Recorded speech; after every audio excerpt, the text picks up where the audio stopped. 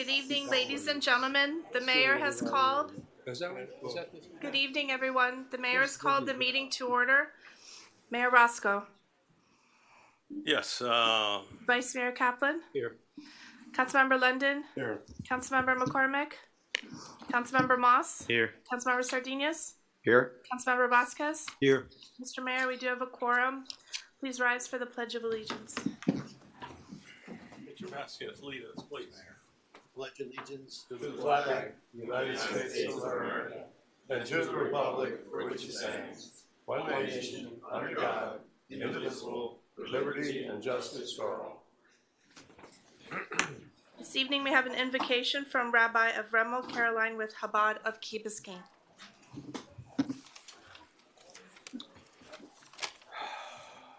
Evening, Mr. Mayor, Vice Mayor, Council. As the village nears the close of the fiscal year, in the Jewish calendar, we're also approaching the end of our year with the upcoming holiday of Rosh Hashanah, which marks the beginning of a new year in the Jewish calendar. The date in the Jewish calendar, which is chosen for this holiday of Rosh Hashanah, corresponds to the time period of creation, when God created the entire world and all that's in it. And this date is celebrated each year as the beginning of a new year and as a day of prayer, of personal reflection, and commitment to a better future. What's interesting and also has an important lesson is that according to Jewish tradition, the holiday of Rosh Hashanah is not celebrated on the first day of creation when, as the Bible says in the very first verse, in the beginning God created heavens and earth. Rather, it's celebrated on the sixth day of creation, which is traditionally when humanity began, with the birth of humanity, with the creation of Adam and Eve. The reason for this is because as humans, we play a central role in this world. We are called God's partners in creation. God created a world filled with valuable resources, and it is our responsibility to protect, develop, and cultivate them. God created a world of incredible natural beauty, and we are entrusted with having the humility to respect this beauty, and we're given the power to uplift the world and imbue it with spirituality.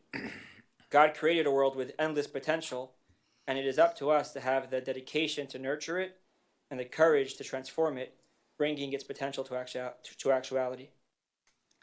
As we prepare for the onset of a new year, please join me in prayer to the Almighty God, that our community here in Key Biscayne be blessed with a year of happiness and blessings. May we live together in peace and harmony, with true respect for one another, with gratitude for the unique benefits each individual contributes to our society, and with appreciation for our differences. May we always be grateful for the fortune we have to live in such a beautiful place physically, and may we always be mindful of the opportunity and responsibility we have to make it a beautiful place spiritually. May our council and all the leaders of our community be granted the wisdom to lead us towards these goals with dedication and love, and may our entire community be blessed with a Shana Tova U'Mituka, a happy, sweet new year, and let us say Amen. Amen. Thank you, Rabbi. The next item, Mr. Mayor, is brief comments by council. I think that we're all going to be praying tonight and over the next couple of days. Our brothers and sisters in the north of Florida that are about to get hit with a nasty hurricane. And so we pray that they get through that as best as possible. Any other comments? Everyone, just wanted to put out there, if anybody received, I know the village put out a notice, but people might not have seen, there was a survey that went out and it appeared to look like it was from the village. It was not. So if anyone is wondering about that or confused, or it is not from the village. Just to further on that, I just wanted to thank the countless residents that called and engaged to ask the question where it did come from. And so that level of engagement is exactly what we're looking for. Please, those lines are always open. Please reach out and we'll give you the answers best as we can. But that survey was definitely not from the village. Thank you. Thank you. All right, we'll go to public comments. Gerard Loisel.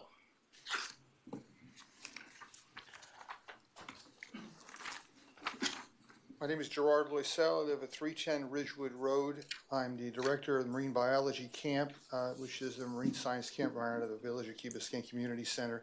I just wanted to thank the mayor and the council for allowing us to fish on the Mashta Bridge this summer on 3 occasions. It was beyond my expectations. We caught over 30 fish the first day. It was tremendous on so many levels. And I want to thank the police officers who were there. I asked the police to be there so that residents would know we had permission to be there. And also, I knew at some point kids were going to want to fish on both sides of the bridge. You know, you always think the fishing's better on the other side. So I had the police there to stop the traffic for 30 seconds while we flipped the kids. We were able to successfully tag fish. That's why we do this. We're not a fishing camp. We don't use fishing rods, so there's no risk of hitting a car as they're casting. We're using fishing yo-yos. We're trying to catch fish we can tag and release so scientists can learn about their migration and their growth. That was very successful. The bonus part is the police officers who really insisted on helping me to cut the bait and bait the hooks, and they were amazing. And so the kids had that positive interaction with the police, and it was so successful I had to hire additional staff for the second and third trip. Because I wanted to make sure we were able to take care of everything. We were able to cut the bait ahead of time, so there was no issue with that. We brought our own cutting boards. We brought our own water to wash the cutting boards with, and the police were there to see that when we were finished, we left it the way we found it. So thank you again for allowing us to do that. Let's see what happens next summer with the fishing piers at Bill Baggs, and if they're not repaired, I may come before you again next spring and ask for that again. But thank you very much. Thank you. Thank you for your comments. Next speaker, Carlos de la Cruz.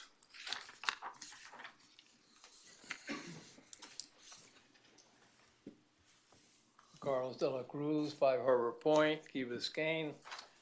Mr. Mayor, Vice Mayor, council members, Steve. I've come back to speak about the same thing I spoke before, and it has to do with expenditures, finance, and water.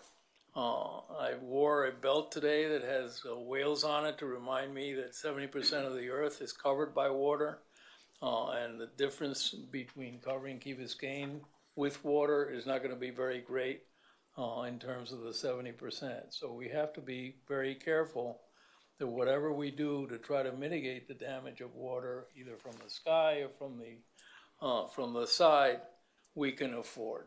I think that, frankly, just on the very surface, the presentation that was made last week of a $300 million thereabouts expenditure for flooding is frankly very, very difficult to countenance that can be afforded. It's about 8 times the budget of the Key. Even the federal budget is only 5 times.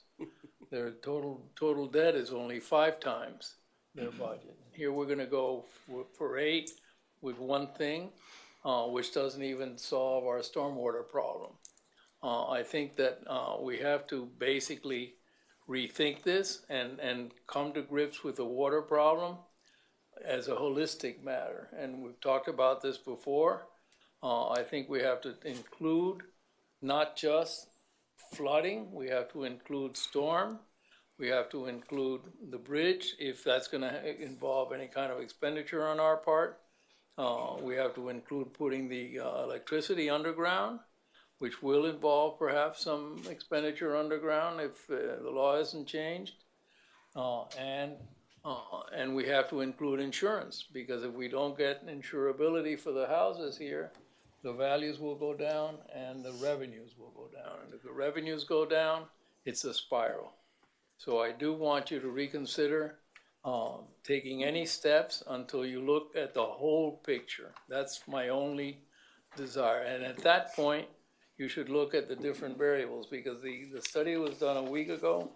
It was based on an assumption, and it may be a very good assumption, but my experience is that assumptions that are more than a couple of days out are not very good assumptions. But anyhow, we're assuming that the NOAA intermediate high. Well, then there's a NOAA intermediate low, and there's a high, and there's a low, and there's a median and a mean and a mode.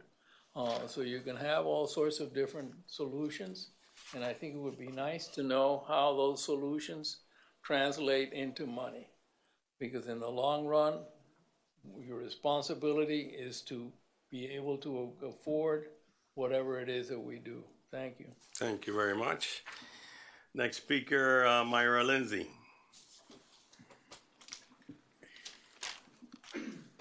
Good evening, Mayor, Vice Mayor, Madam Clerk, Council members. Steve, how are you? Myra Pena Lindsay, 365 Westwood Drive. I left you a little token of my appreciation for your service. I remember that Ann and Jim Tainer used to bring us little treats when we were on the dais, and so enjoy your avocados. I would like to speak to the stormwater workshop that was held on August 16th. Fortunately, as a community, philosophically, we prioritize flooding. We support stormwater improvement. In fact, since our incorporation, we have consistently invested in improvements. We recognize that this is ongoing and needs to continue in a responsible, incremental way. Having said that, we need to address the elephant in the room. The village's estimate on stormwater has increased from a figure of approximately $200 to $200 million a year ago to $350 to $4 million last week or 2 weeks ago. And it's time to have a serious discussion. I suggest that you work on a holistic approach towards resiliency, not one project at a time. This figure of $300 to $400 million is for stormwater only. And, you know, we need to really have the hard discussion of can we afford it? How much can we afford? What is our bonding capacity before it impacts our credit rating? And how much can we really tax our residents that are, 8,000 households? If you were to float a bond of $300 million, the increase in our budget would be approximately 15 million to 18 million annually. These are rough estimates, but just to get an idea. So that is a huge burden on 8,000 households. You really need to think of how the impacts are going to affect everyone and whether this is the most prudent way to go. It is critical to approach resiliency holistically and to have a serious discussion on what we can afford now. How much debt should you saddle our residents with? And what about our underground utilities? How much is that going to cost? What about our beach and our bay projects? Again, we need a holistic approach. We need to really have a command of numbers, priorities. So please start crunching numbers and evaluate all our options. Keep in mind that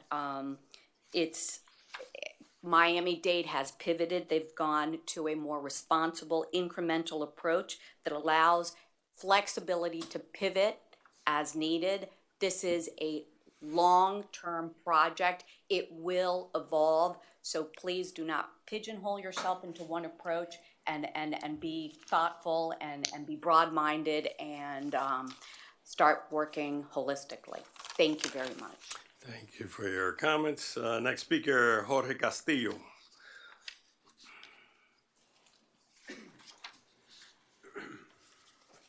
Good afternoon. My name is Jorge Castillo and I live at 200 Greenwood Drive. I'm here today to request a ban of the feeding of stray cats in Hampton Lane and its vicinities. In my hand, I'm holding a petition signed by residents from 260 Hampton Lane to Heather Drive, including Cypress Drive, Granwood Drive, and Greenwood Drive. After multiple incidents with the police due to a person feeding feral cats daily, we were informed that the feeding of feral cats was part of a program funded by the village and that they would be unable to intervene. We have reviewed the village district use and setback regulations within the Key Biscayne Code of Ordinances. Nowhere in these regulations does it explicitly state that the feeding of wild animals or cats for that matter is allowed. In fact, as stated under Article 5, Section 30-113, prohibited uses. If a use is not specifically listed as a main permitted use, conditional use, or accessory use, then such use is considered as a prohibited use and not permitted anywhere in the village. Under Article 5, Section 30-100, The district purpose is defined as being designed to protect the character of single-family and two-family homes and to regulate development within the district as relates to neighboring properties and adjacent streets. Our understanding of this definition is that these districts are established for the purpose of protecting, promoting, and improving the public health, safety, comfort, order, and general welfare of the community. The daily feeding of feral cats in residential neighborhoods does not align with these ideals. Stray cats can carry various diseases, parasites, and infections that can be transmitted to humans through contact with food and feces or through scratches and bites. When multiple stray cats are drawn to a feeding spot, territorial disputes and aggressive behavior can occur, leading to injury and the spread of disease. Regular feeding of stray cats might encourage them to linger around specific areas, potentially causing property damage such as scratching cars or furniture. The presence of food does not only attract stray cats, but also other animals such as raccoons, iguanas, possums, and rats, which can lead to conflicts and potential health risks. For example, at night it is very common to see rats in the area. They are seen running across the street, on power lines and fences, as well as rooftops. This affects various residents of Hampton Lane who do not have access to their pools or backyard due to rat and iguana infestations, which can lead to contamination by animal feces as well. Some areas have regulations or local ordinances specifically against the feeding of stray animals due to concerns about public health and the potential nuisance caused by an increasing stray population. We are asking you to prohibit the feeding of feral cats in the area mentioned previously, as well as placing temporary signs informing any passersby. We would like you to take this matter into consideration as soon as possible. Thank you for your time. Thank you for your input. Next speaker, Ignacio Segurola.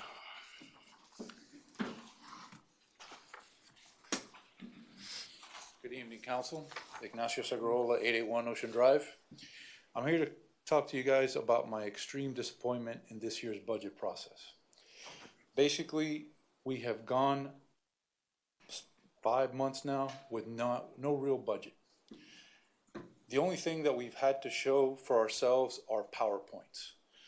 Mr. Manager, I would say, and I'm sorry, I'm not mincing words, you have absolutely failed in your duty to produce a viable proposed budget for this year. Again, the only thing we have seen are PowerPoints. Here we are 33 days before the beginning of the next fiscal year, and all we have are PowerPoints. We do not have line items. We do not have year-to-date numbers.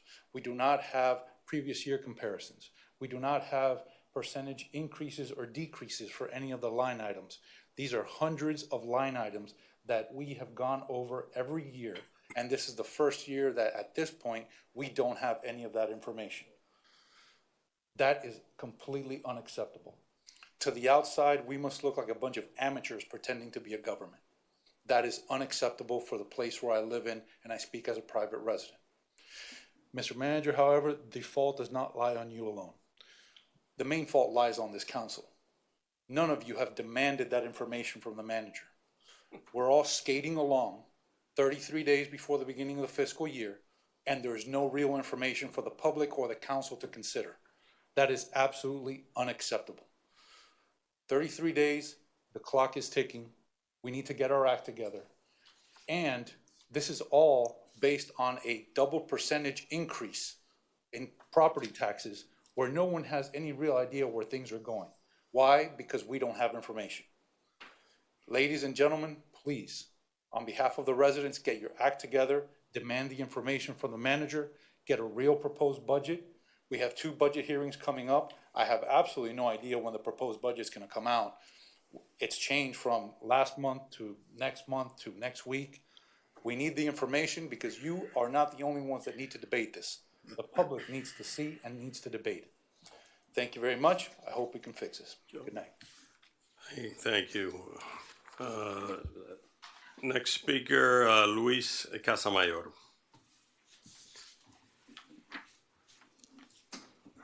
Hello, Luis Casamayor, 609 Ocean Drive.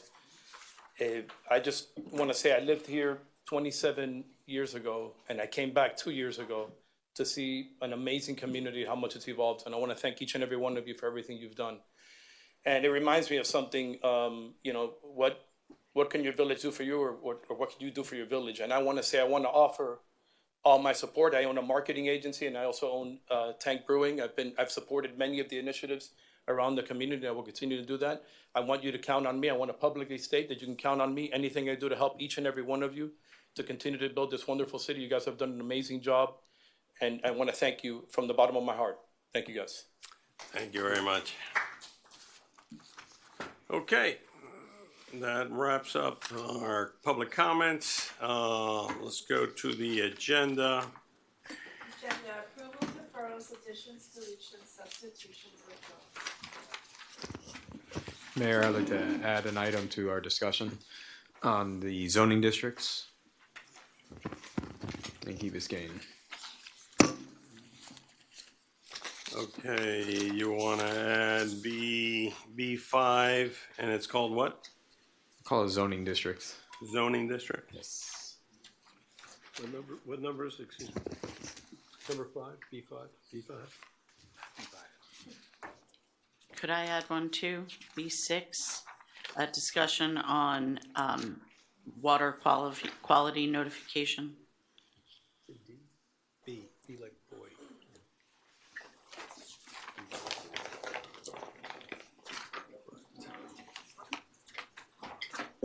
Okay. Would like to, if there's no objection, we can move 10C to the consent agenda. That's good. Okay, does that cover all the changes? Mr. Mayor, I'd like to add one.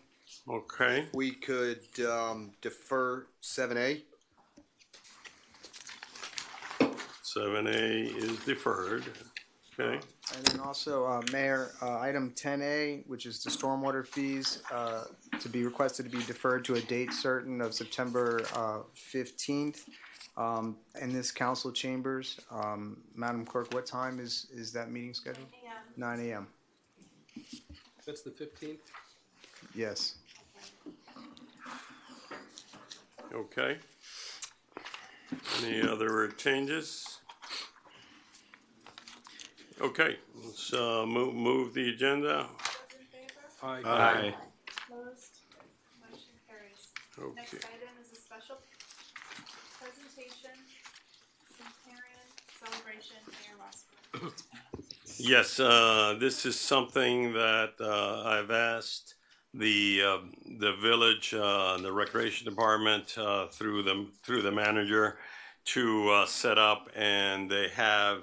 And it's going to be coming up now in September, so that we have outstanding people that have reached 100 years old, so we want to be able to celebrate that, and that perhaps will be the beginning of celebrating perhaps in the 90 to 95 range also. But this is something very good that we're going to start next month. So thank you very much. We could start to practice with septuagenarians. Something for 83. I didn't say anything about you, Ed. Gotta wait a little bit. Yeah. The next item is a presentation of a proclamation in recognition of National Diaper Need Awareness Week. Yeah, I don't think there's anybody here for that, so we'll just let that one continue. A proclamation to the Key Biscayne Historical and Heritage Society for their antique fire engine funding support. Okay, I see there is. Ceci and Ed.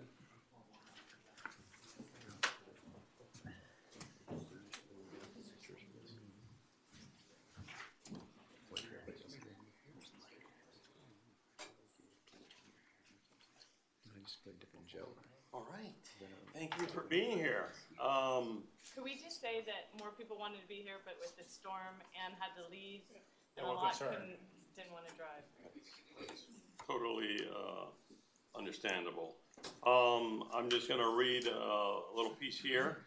Whereas the Key Biscayne Historical and Heritage Society's efforts in documenting, archiving, and exhibiting historical artifacts, photographs, and narratives have been invaluable in fostering an understanding and appreciation of our community's unique journey. Whereas the Key Biscayne Historical and Heritage Society's most recent achievement in restoring the 1936 Ford fire truck, which served as the first fire truck for the Key Biscayne Fire Department, stands as a testament to the dedication of preserving significant mementos in our community and its history. Whereas we acknowledge the honor the present and past members of the Key Biscayne Historical and Heritage Society for their unwavering commitment and outstanding contributions. Therefore, I, Joe Rasco, by the virtue of authority vested in me as mayor of the village of Key Biscayne, do hereby proclaim August 29, 2023 as a day of recognition for the Key Biscayne Historical and Heritage Society.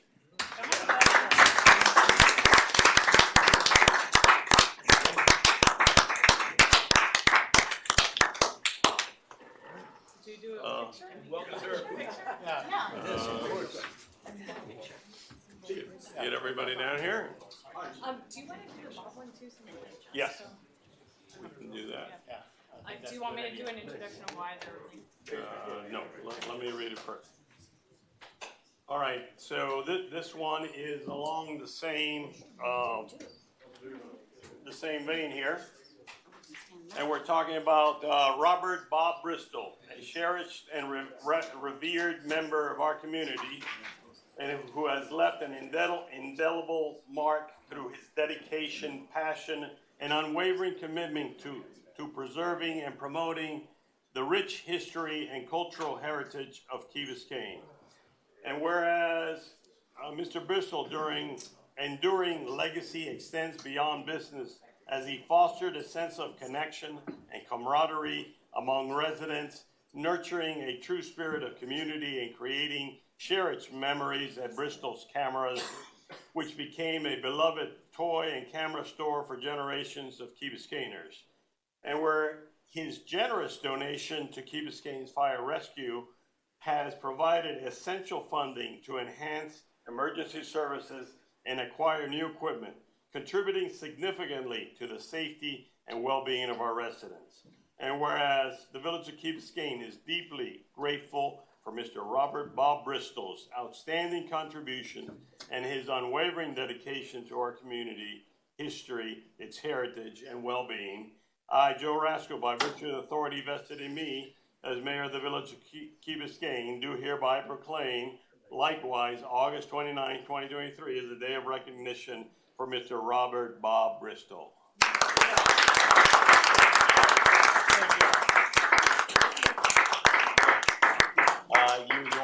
You want to tell them what happened with Bob's? Yeah. So the reason for doing it all at once is Bob was a founder of the Historical Society, you guys know, and he was so much a part of our culture and our history on Key Biscayne, and he's paid it forward into the future with good things. So.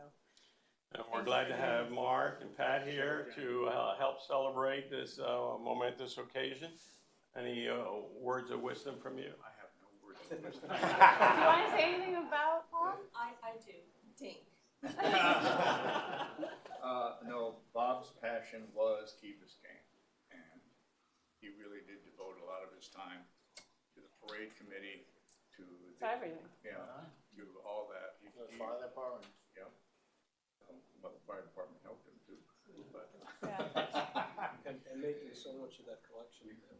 And making so much of people come together, right? Which is what we need more of. We realtors wanted photographs for promoting and listing things like that. And who to go and get the pictures Bob. With Bob. And he still provided them. If you walk around Village Hall, it's all. Yeah, you can see. Yeah, his collection. And the beautification, and when we did the library, he helped me. This is, remember, before telephones and computers. Cell phone. Yes. That's important. Eric, you want to mention anything about this? Yeah, if I could. This generous donation. First, I'm very grateful to Bob Bristol for making such an impact. Myself and a number of other people here in the village, we used to go visit Mark over at Bristol's Toy Shop and then Bristol's Camera, and just a legacy that I think was recreated. I don't know if most people know this, but that fire truck was Pan Am's in 1936. and it basically was the fire protection of that area. In 1957, it came to Key Biscayne. And so when the Historical Society, Bob Bristol was part of that, they funded the restoration of that initially, and still. And the first year it was in the parade, at the end, I had somebody come and kind of jump on my back. And it was Laura Kellett. Laura Kellett was the daughter of Warren Kellett, which Wright Spikes. And she showed me a photograph of the Girl Scouts, and they were all in the back of that fire truck. And the reason I'm bringing that up is because the fire stations across the country are the hub of the community. And the volunteer fire department was the hub of the community, and that's what provided the fire protection and the safety and security to the village. And we actually got to recreate that photograph with the Girl Scouts. I think, and most of you know, the Zambranos were part of the Girl Scouts at that time. And I think that legacy lives on with the fire truck that's still rolling down the road. Yeah. So. And I think the even greater part is that Bob's memory, may it be a blessing, may it be something that we remember long after he's gone, and may all of us strive to be better and to do well for our community and to be positive impacts on our community. And I think that's all we can hope for. May God hear you. All right, so let's everybody face that way so that we can take a picture with all of you. Maybe without the podium? I know, maybe we stand in front of the podium so we block it a little bit. Here, you guys come up this way so that we don't see the podium. Just take a step forward.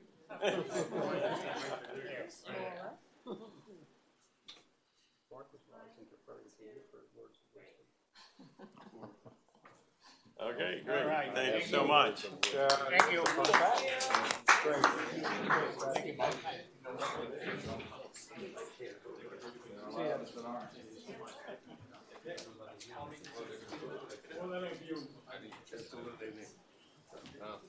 want to keep it? Of course. I like you better here than that. Thank you for everything. Nice to have something to celebrate. Yes.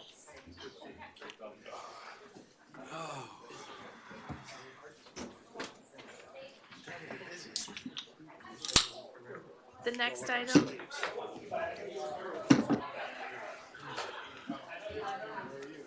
Okay.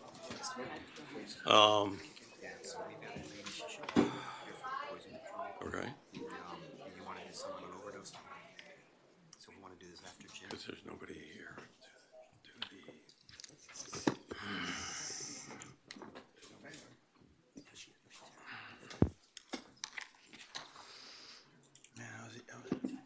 Yes. The next item, Mr. We're going to make a quick switch. Mr. Manager, what's the name of the young lady? Chief? Good evening, Mr. Mayor, Council. That was wonderful. To move on with some good news, on August 31st, it's Overdose Prevention Day. And Mr. Mayor, I thank you for wanting to recognize that. We reached out to our local poison control center, and Dr. Wendy Stefan, who is affiliated with the University of Miami, is an educator and epidemiologist with the Florida Poison Control Center, and she's going to provide a short overview of basically the situation here in Miami-Dade County and how it affects Key Biscayne.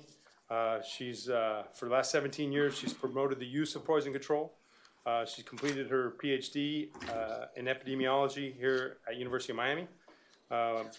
And she's currently on the board of directors of the Poison Control Center.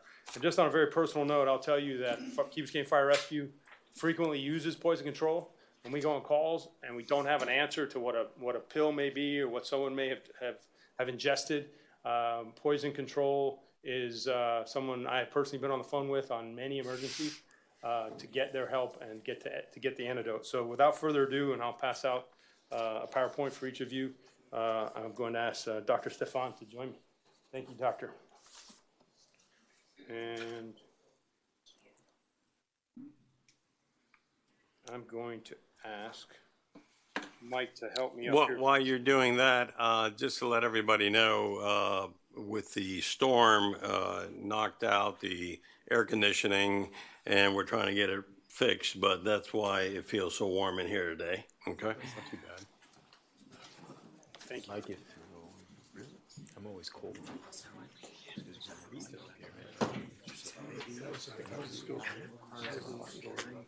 Is it in?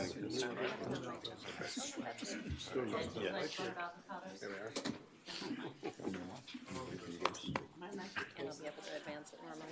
You can use it as. That's really a very interesting insight. Thank you. Great. Well, thank you all for the opportunity to speak this evening, council members and mayor. It's a great opportunity for us this week to discuss this issue. Of course, the Poison Center is out there all year trying to make people safer, and that's part of our normal job, but it's a great opportunity to highlight what's going on this week.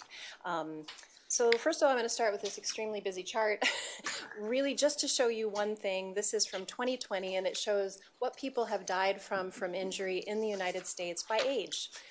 Most people think that most poisonings, fatal poisonings, occur in children, and this chart shows that this is absolutely not the case. So the #1 cause of injury death in the United States this year and every year prior back to 2007 has been accidental poisoning. We have to also add in suicidal poisonings, right? We're seeing a crisis of mental health and self-harm in our communities across the country, and so we are seeing fatalities associated with self-harm also in the top 10 here. And when we look at who's being affected, it's overwhelmingly adults, ages 25 to 64. It is the #1 cause. And this year, in a 12-month period, was the first time we had ever seen 100,000 people in the United States die from poisoning. So is this only an issue for, the United States writ large? No. So if we look also at Florida, this is the data for fatal injuries in Florida in 2021, so even more recently. They've broken it out as drug poisoning and non-drug poisoning. So this is very helpful because people say, what's killing all these people? Well, there's no question, it's medications and drugs, right? So in Florida, you can see drug poisoning far outpaces other causes of injury death, including falls and motor vehicle accidents, firearm deaths, etc. Now, is Miami-Dade any different? Well, it turns out we are a little bit different. We actually have more traffic fatalities here in Miami-Dade, but it's by a very fine margin. So you can see for this 3-year period ending in 2021, we had 991 motor vehicle deaths and 927 drug poisoning deaths. So even here in Miami-Dade, it is a huge issue, and you can see how it's much worse than it was around the year 2000. So that tall orange bar there, you can see it's a lot taller, a lot more deaths than there were around 2000. Okay. So what about within our county? Can we go even more fine and see where our problem areas are? And indeed we can. So I'm glad to say that Key Biscayne is not an area that's in the top quartile of deaths from and hospitalizations from poisoning, so that's wonderful. But we did have 22 deaths logged by the Department of Health, 22 hospitalizations and deaths from this community in this period, specifically from the 33149 zip code. So you had an incidence rate of about 57.7 per 100,000 residents. So much better than on average, certainly, but always room for improvement, right? We can still bring that number down. All right. And then that was 2021 data, and since then, unfortunately, things have worsened, right? We've actually seen increases, even since 21, in fatalities from overdose and poisoning. I just like to use the term poisoning because that's really what it is. And you can see that opioids, particularly synthetic opioids, are what's driving our fatalities right now, and the most well-known of those substances is fentanyl. And that is in our counterfeit drug supply right now, and it is affecting people of all ages, from children who get into these products in the home to teenagers who try a pill maybe to do better on a test, to an adult who has an established drug problem. And that's where we're seeing the adults, the fatalities. Okay. In terms of calls to poison centers, it's also changed. I know people think of us as being there for toddlers, and certainly we take those calls.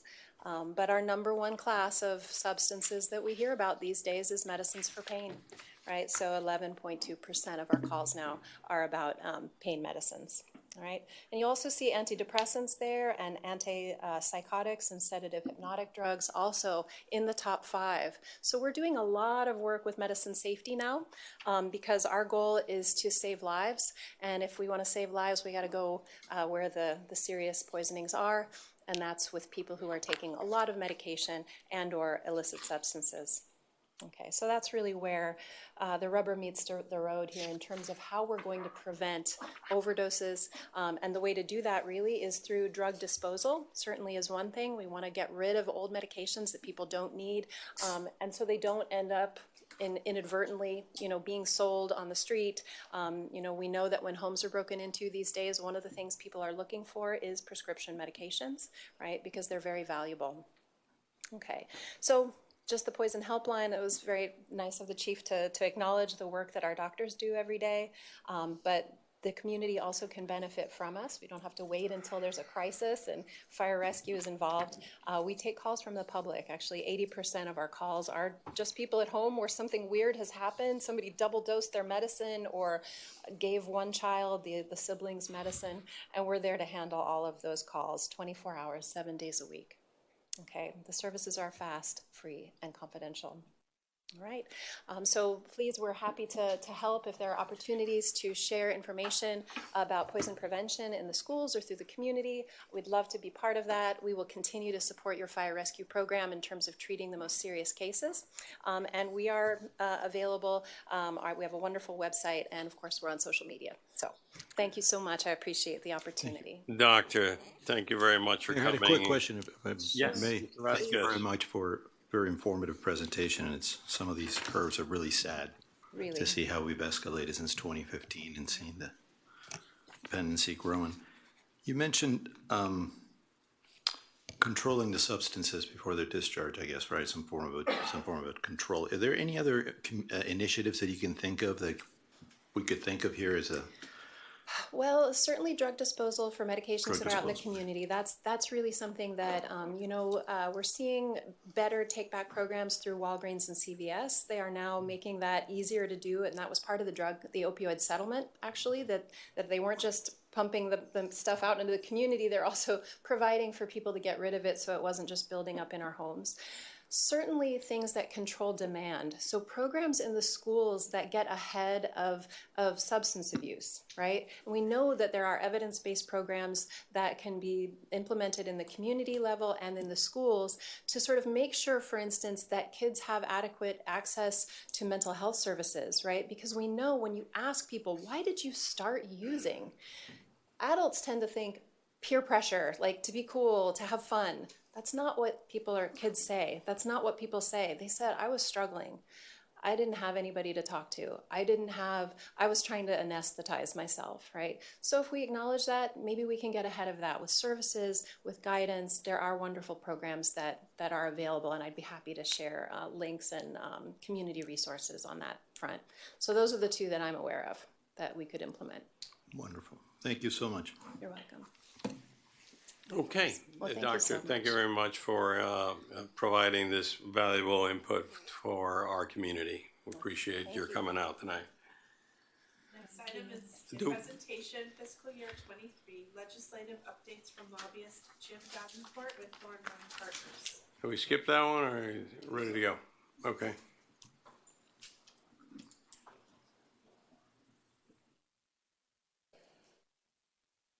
I'm all ready. Should I get going or? Yes. Okay, great. Thank you, Mr. Mayor. Again, Jim Davenport with Thorn Run Partners. We're your Washington lobbying firm. Wanted to talk to you tonight about a few items, give you a brief update on where we are with the feasibility study, the fiscal year 2024 appropriations process, and talk a little bit about the National Flood Insurance Program and an upcoming meeting that we will have with you to discuss that. As you probably know, Congress is out of session right now. the Senate's due to return next Tuesday after Labor Day. The House will be back the following week. They've been out since the end of July, so Washington's pretty quiet right now, but there are some things happening that I want to bring you up to speed on. This morning, the Jacksonville Corps of Engineers held its first project integration meeting for Southeast Florida. It was run by Tim Geisen, the Resilience Senior Project Manager, and Amy Thompson, the Integration Planner for the Jacksonville Corps. And they did a couple-hour presentation to discuss the 8 interrelated projects in Broward and Dade counties, which of course included the Key Biscayne CSRM feasibility study. What I heard today is that the feasibility cost share agreement between the Corps and Dade County is scheduled to be completed on October 31 of this year, which means I think that would maybe be the official kickoff date for the feasibility study, which is supposed to be a 3-year study by the Corps, both by the district office, the division office, and headquarters. They didn't spend a lot of time discussing their project because they did talk about some other projects and some very complicated projects that they've already been deeply involved in. But they did allude to the fact that they have the backside of the island that they need to spend more time looking at, and that's where they're going to dedicate their time in the future. So the good thing is, as we move forward, as you probably know, the Corps has already put aside $500,000 in their fiscal year 2023 work plan for the feasibility study. That came around February of this year after we had a couple of very good meetings. The mayor was here, as was the village manager. We met with Corps headquarters, and we met with the folks in the Pentagon. We met with the secretary. That was in the fall, I guess. And the result was $500,000 in the work plan. And shortly thereafter, the administration's budget request to Congress, which was the Corps' request to Congress, included an additional $600,000 for the work plan. So that would be a total of $1.1 million towards a $3 million study. Of course, the cost share is split 50-50, so the federal share is 1.5. The county and the villages shares the other 1.5 million. But once we've obtained the 600,000, we'll be well along in having quite a bit of money towards a study that's just getting underway. So we're in really good shape on the funding side of things. Which brings me to the appropriations process and that 600,000 that's been proposed by the president and the Corps. The House and the Senate Appropriations Committees, right before recess, did both approve at the committee level the Energy and Water Appropriations Bill, and that's what includes the 600,000 for the feasibility study. But neither the House nor the Senate has thus far brought that bill to the floor for consideration. Right before recess, things kind of blew up on the House side. The House has only passed one appropriations bill. The Senate hasn't passed any yet. So when they get back next Tuesday, and then the House gets back the following week, they got a lot of work to do on appropriations. Unfortunately, the fiscal year begins on October 1, and you probably heard the word before, government shutdown and continuing resolution. Congress will have just 3 weeks to pass a continuing resolution to keep the government funded until they can finalize all of the FY24 appropriations bills. Reading the tea leaves right now, I think there's a strong possibility that the government does shut down for hopefully no longer than 48 hours. Of course, we never want to shut down, but there have been some strong demands by the House Freedom Caucus on Speaker McCarthy to have many things in the continuing resolution that just would not pass the Senate or be signed into law by the president. So, it's going to be quite messy. On top of that, once we do get through getting a CR signed into law that will allow Congress to go back to the negotiating table, the House and the Senate have proposed vastly different funding amounts in their appropriations bills. The House has proposed some very partisan bills with some deep cuts in health, education, labor programs, and some other places as well. The energy and water bill is not a bill that I'm that concerned about, which is good for the village and for the feasibility study, but it gets wrapped up with all the other bills, and that's where we could see some delays. The Senate appropriations bills have moved forward in a very bipartisan manner.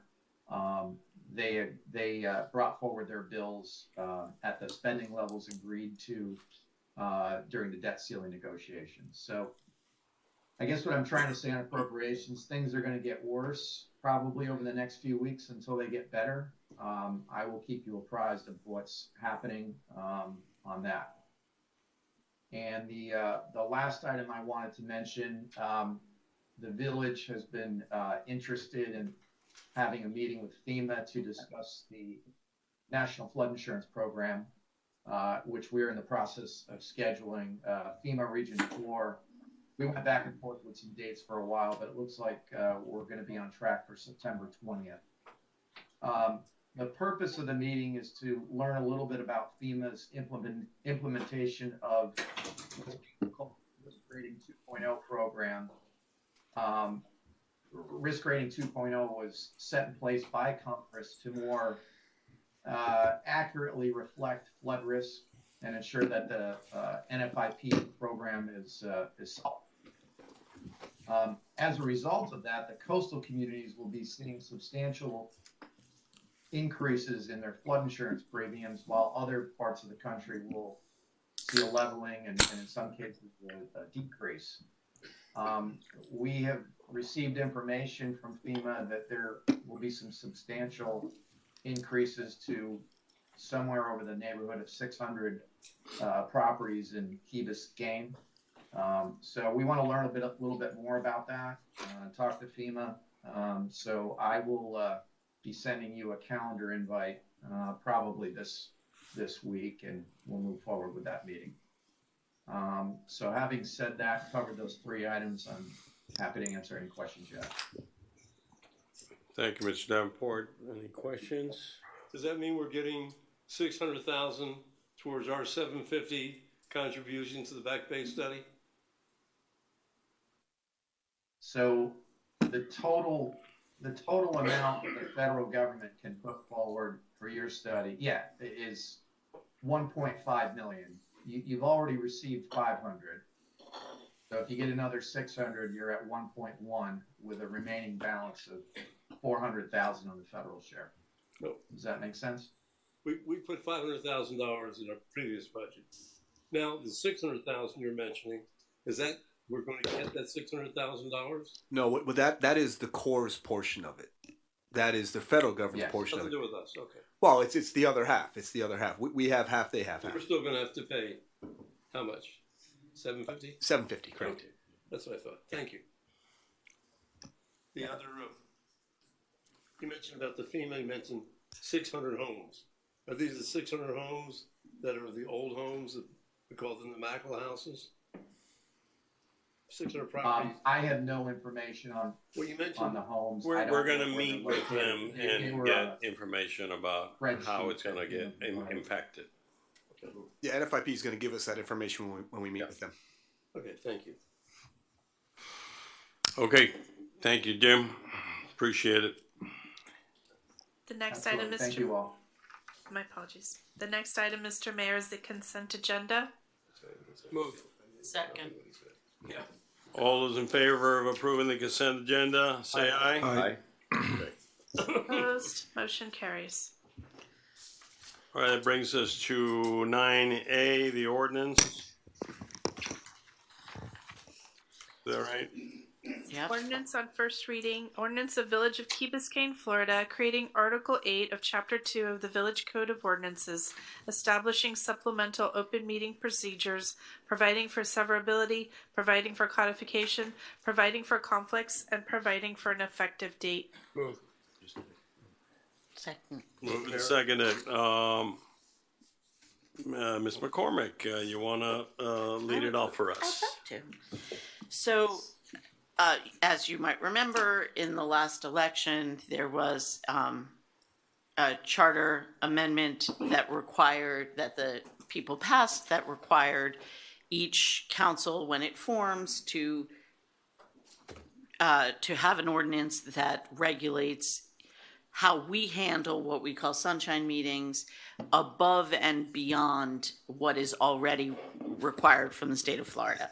The state of Florida requirements are clear and definitely help with transparency and giving people access to their government. We felt we had a resident that came to us at the Charter Review Commission and asked that we do this. And it made a lot of sense to add it to the list of amendments because people sometimes can be confused about like where do sunshine meetings happen, and I really have an opportunity to know about it if it's a 24-hour noticed meeting. So we added, like I said, the state requirements are pretty strict to begin with, but we put another layer on top of it, extending the announcement time to 48 hours or more, requirements of what that notice must include. And then also we thought, and this I think is where each council may decide to change it when they revisit it as new councils are formed, but we thought it made sense to put one meeting place so that people would know where to find us. And it seemed to make sense to make it this room because this is where you come when we have a big public meeting. It might as well be where we have small sunshine meetings. So those were kind of the biggest additions. And of course, minutes, which we already were required, but just reiterate that it needs to happen promptly and clearly. Chad, did I miss anything? I think you did a great job. Thank you. And maybe you guys have additions that we didn't think of. Okay. On the item. Yeah, in terms of other thoughts, supplement to supplement, I think over the years we've looked critically at this practice. And one of the things that I think we've focused on as maybe the leading item of perceived deficiency is the method of posting notice. So if the goal is to communicate the fact that there's going to be a meeting, we kind of do all these things except for the 48 hours versus the 24 hours, minutes are kept, and all of these formalities are observed.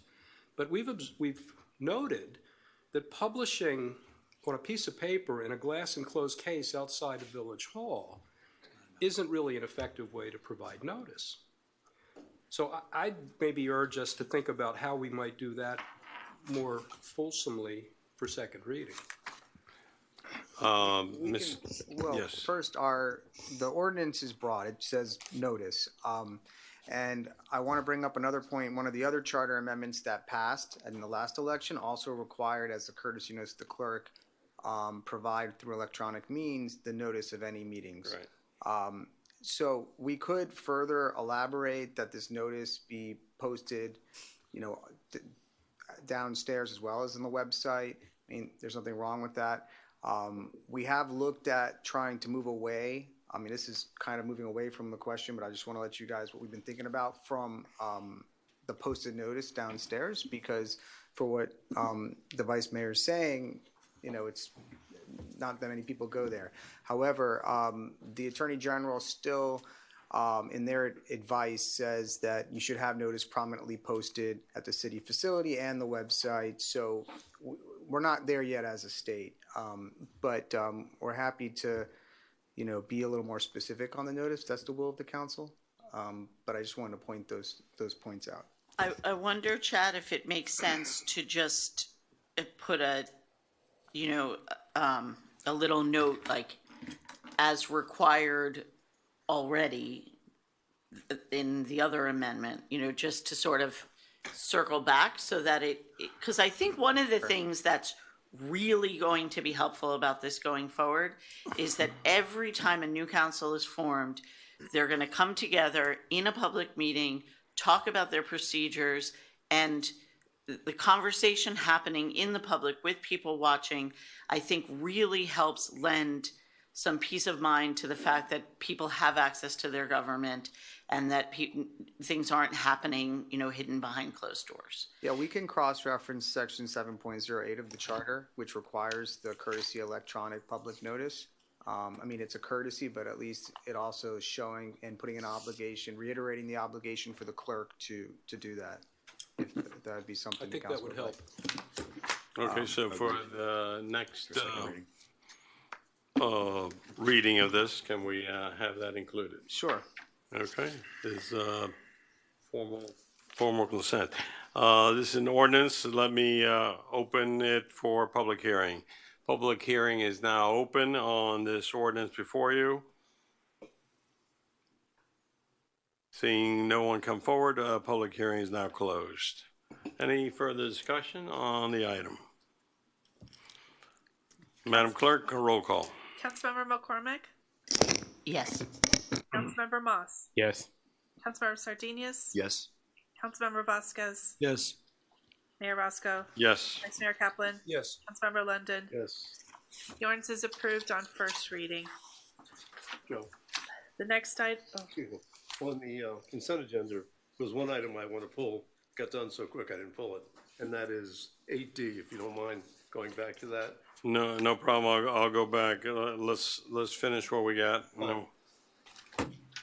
shall we move forward with the Yeah, go to 10B. 10B? Okay.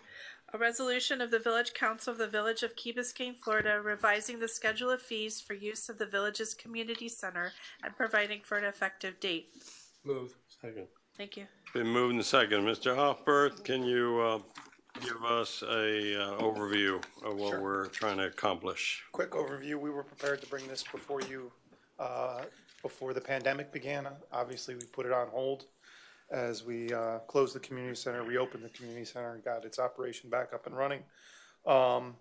If you'll recall, when we were building the community center, we set the target that our community center will recover 70% of its operational costs through its fees. Since it's opened, it's always done that, sometimes even generating a revenue. Recently, as our costs have increased, that has changed, and last year, for the first time, we didn't reach that 70% threshold, just shy of it. Obviously, our costs have increased dramatically. Part-time costs, as we came out of the pandemic, we had to match our neighboring communities with pay for lifeguards and room monitors because everybody was looking for the same staff. So I think this is a reasonable increase, probably too far between the last increase of 2006.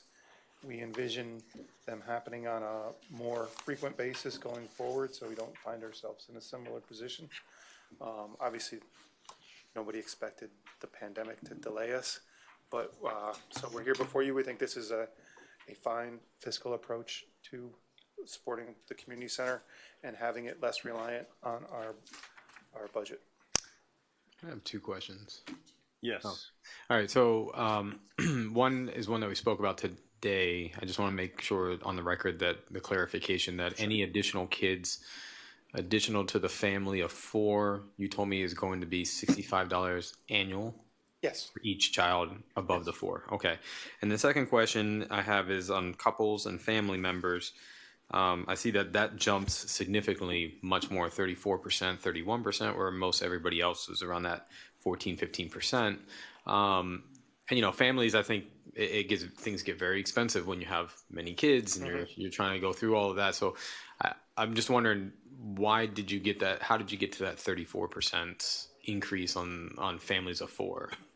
We based it on the individual, and then if it was, we did 1.5% higher if you went from an individual to a couple, couple to a family of 4. So I think if you looked at it originally per person, the family was previous to this was way a under benefit for a bit much bigger benefit. Yeah. So you're saying that every time you add more, you're getting a discount, basically. on it, but you're still getting the discount, but it's still going to jump. Exactly. Okay, thank you. Question. Okay, and then we'll go to Mr. London. Todd, I appreciate the fact that seniors didn't go up at all. I mean, that's great for me, but is that fair? Well, that's because we're working to recoup senior operational costs in a new manner this year. We're unrolling programs that were previously free at a fee. So at this time, when we're going to be increasing fees on the seniors through programming fees, we didn't want to also do the membership fee. We're confident next time that we come back to you that they'll be included in the increase, but at the exact moment when we're unveiling new fees for some of the lunches and a lot of the activities that have been free, we thought we would give them this period to adjust to that and then include them in the next. What percentage of people who are members of the community center basically get these other programs? A lot of them are not members. That's what we're trying to do. We're giving them a membership or a fee to try to drive them into our membership. Either or. Either or. Either if you come to lunch, you can pay X per lunch, or if you get the membership, the lunch is covered. Okay. So what we're trying to do is we're trying to capture those people into our membership structure, which benefits us for data tracking. And we think when any smart senior looks at the costs associated, the membership will be the benefit that they should select. So it means now I can pay not an increased fee, a low fee, and get free lunch. Yes, sir. Right. Thank you. And before, he could have not been a member and still gotten free lunch? I can get Yes. free lunch. And can you do that with the people How old do you in have the to be? programs, like the dance and Okay, the that's my theater and all these programs that we have there? Do they get a Oh. discount if they're a member? Yes, Okay, across the board. all right. So yeah, we're just bringing the same fee structure into the senior program that we've had. Excellent. I thought it was an important loss clarification that this isn't driven just to keep up with CPI. This is driven to pay for the expensive programming. Yes, sir. And that it's been quite some time since these fees were adjusted. Yep. Okay. Okay. I need to Public hearing, Mr. Mayor. open for a public hearing on this item. Anyone wishing to speak on this item may come forward at this point. Seeing no one come forward, the public hearing is closed. We have the item before us. Any further discussion? All those in favor? Aye. Aye. Opposed? Motion carries.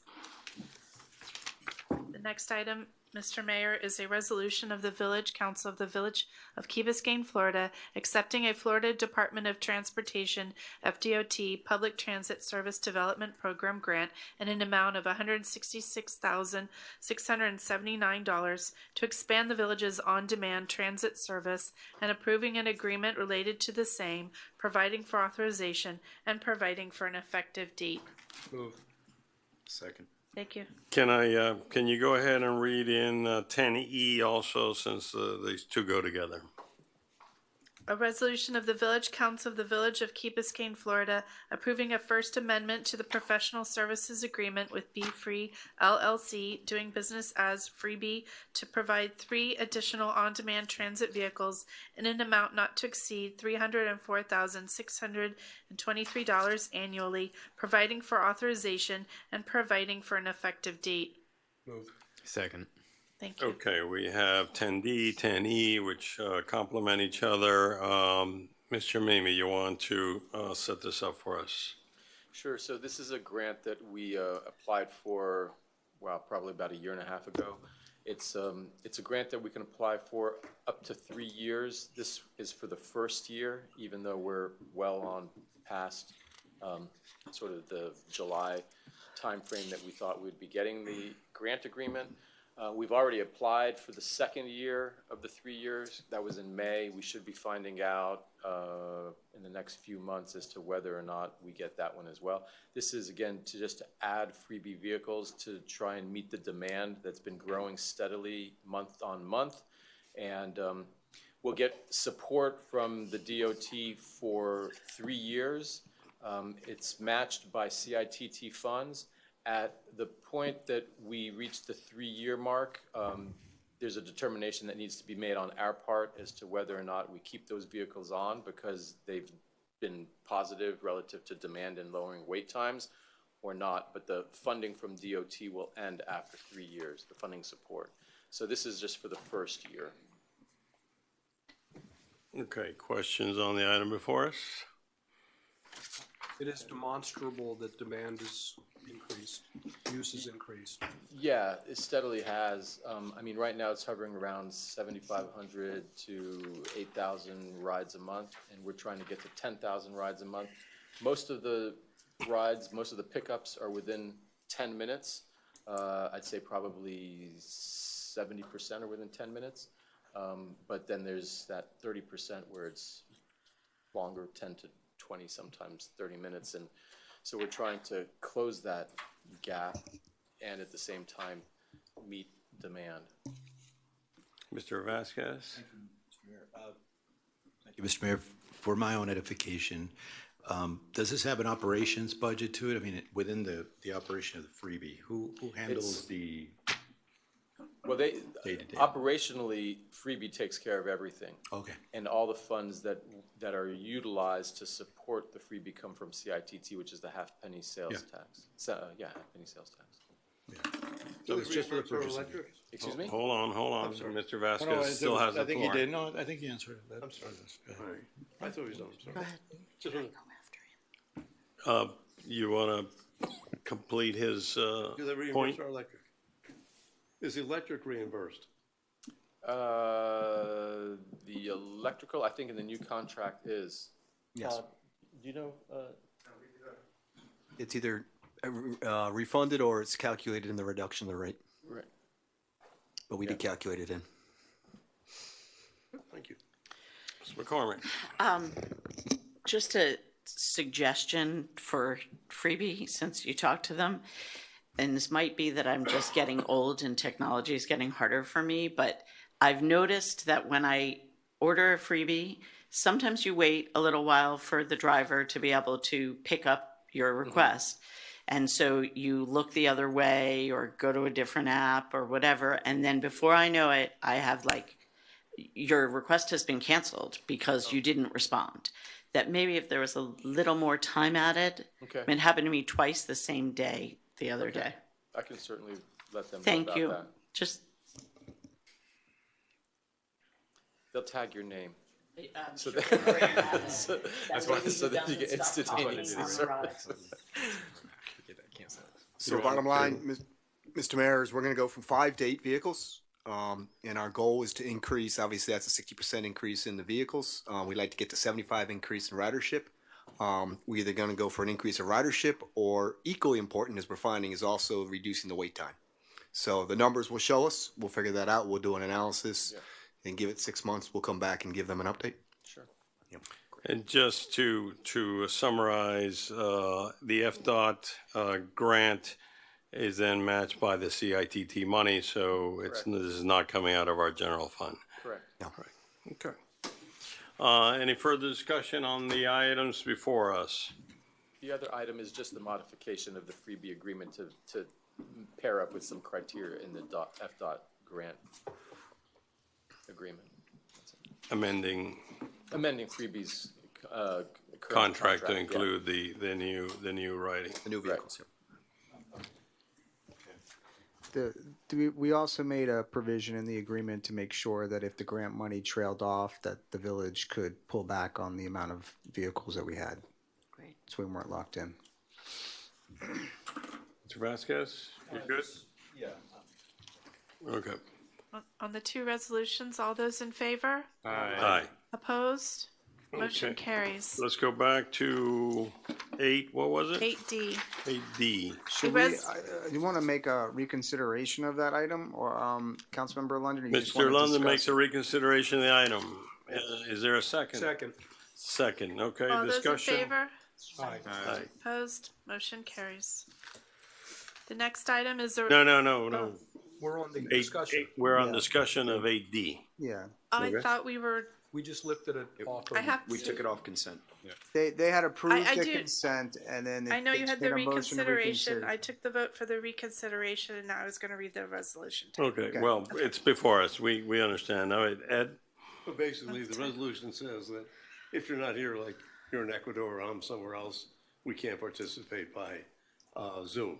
And I think it's, unless you just don't want us here, which I can understand, but otherwise, I mean, I really don't know why you would pass this resolution. So, I don't, just to clarify, the resolution, that's one of the net effects of the resolution. It doesn't say that. What the resolution is terminating our COVID order. What we did early on during the pandemic was we made a standing motion to say, while we have a declaration of emergency, any of our members can appear telephonically or via Zoom. Prior to that, under our rules of procedure, we have a provision which follows the Attorney General guidance, which says that members can attend telephonically or by Zoom, but only after motion of the council. And it needs to be for exigent circumstances, which is to be within the discretion of the board. Okay, so what this will do is now when council members want to appear telephonically or by Zoom, the council will have to take a vote and make that determination. okay.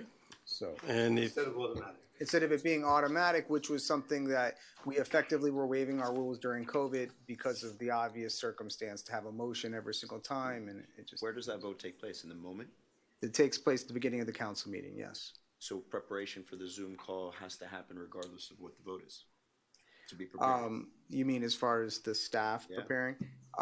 Yes, so historically, by the way, this is how we had operated pre-Zoom. It was before we would just have a phone here and we would just call and they would appear telephonically. But yes, there would have to be some preparation in advance, yeah.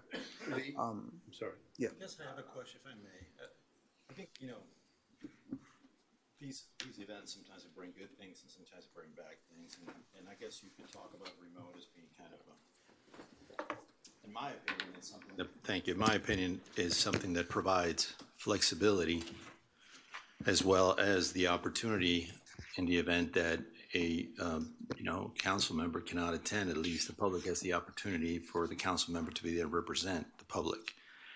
I don't necessarily think that it's a good idea to add so much bureaucracy on something like that, because there's going to be a time that all of us want to be present in the meeting and we want to be there to provide our vote, and we're unable to do so because there's a new law that we passed, which was okay during the pandemic, but is not okay now.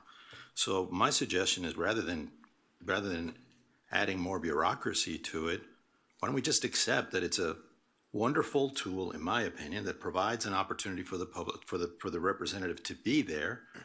You don't necessarily have to have the person here. I mean, obviously we don't want to make it a habit, and I don't think it's being taken as a habit. I think it's being taken as a matter of necessity and as an alternative. And I would like to see that. I would like to see us moving forward, not backwards with these things. I just don't see it as something bad, something that we need to regulate. Mr. Moss.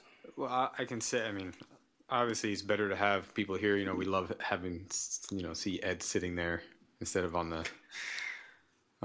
virtual. But I can say that one of the biggest positives about this is that sometimes we use this for one of our consultants or somebody to be on there and to have them fly in and sit here and wait 3 hours and then talk to us and fly out. They charge us for that time. So this is a way also to reduce some costs if we do utilize it. Again, I don't know if we don't need it for every single meeting, but there might be some circumstances that it makes sense to not fly somebody in and have them, a hotel and all that kind of stuff when they can just zoom in for 2 hours and charge us 2 hours for that time. So let me just clarify. This that can still happen. Okay. This only deals with council participation in council meetings.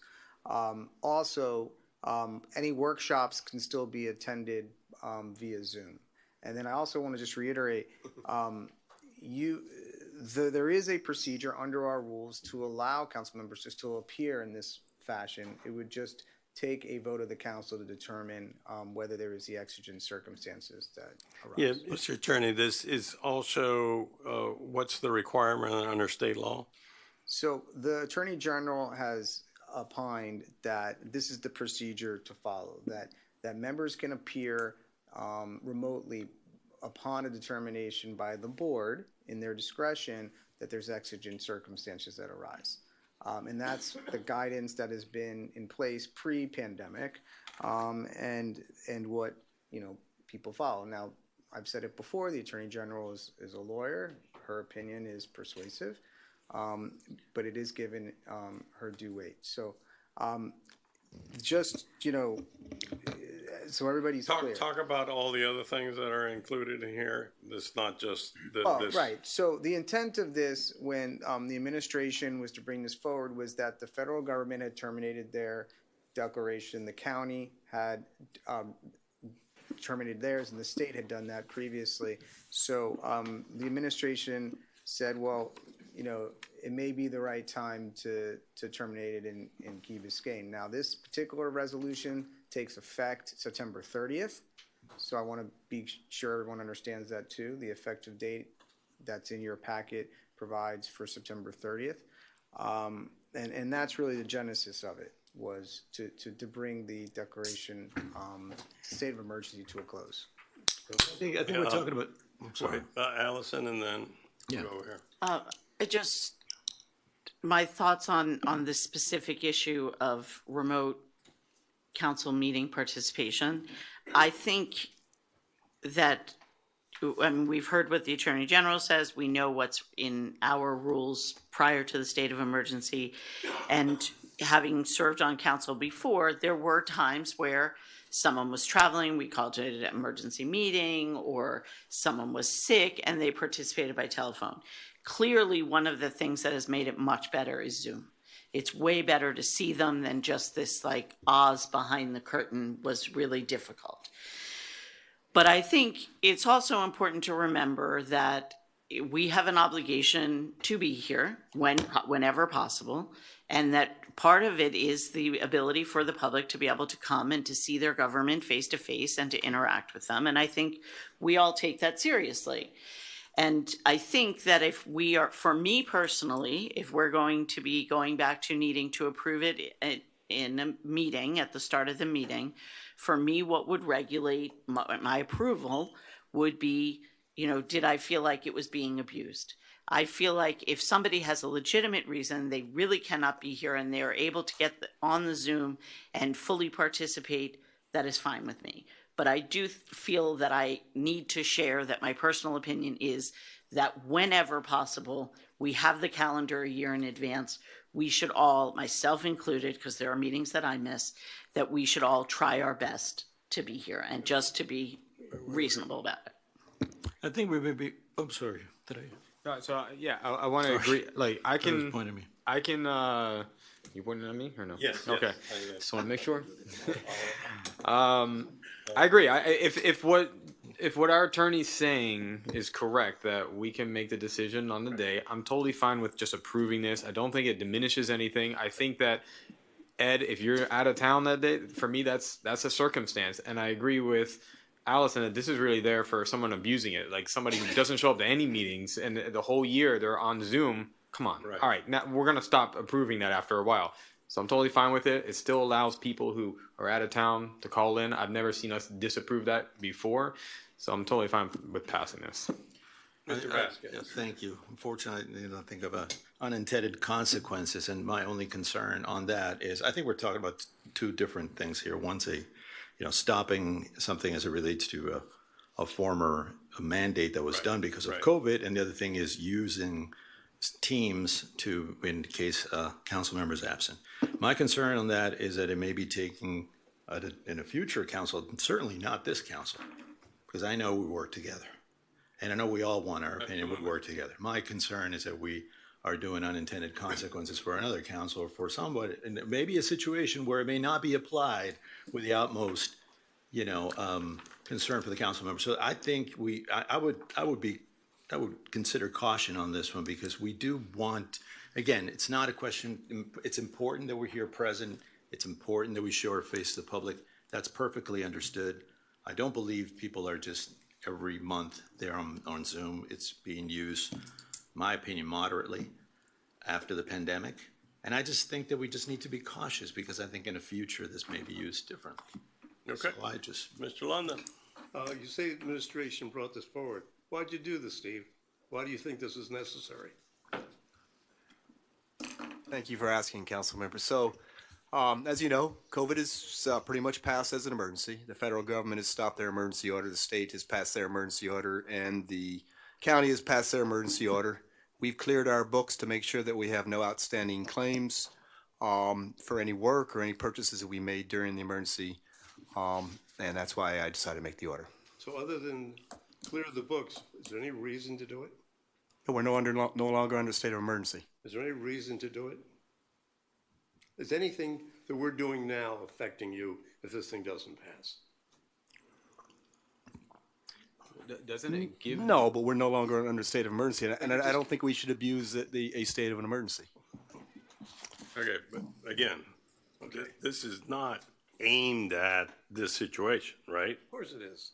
Well, I don't see it that way, and To be honest, I had no wait, idea the excuse implications. me. Sorry, Mr. Mayor. I mean, that bothers me that you say that because if you asked for that courtesy, I would give you that courtesy. I know you would. So I know you would.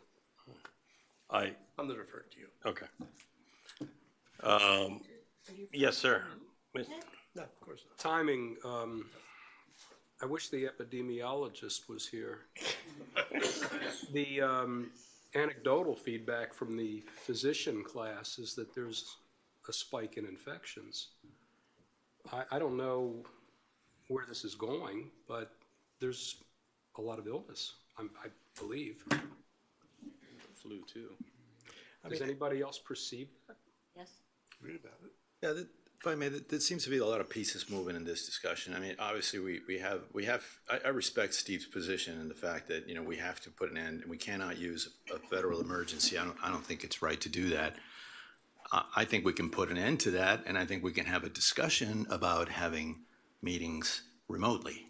I'd rather do that to be, to offer the manager the administrative opportunity to close something that he's mandated to do eventually, I would assume, and us come in as a body to look at this more carefully and see how we can work both things. I just don't necessarily think that council approval, to me, sounds like I have to ask council permission to show to council.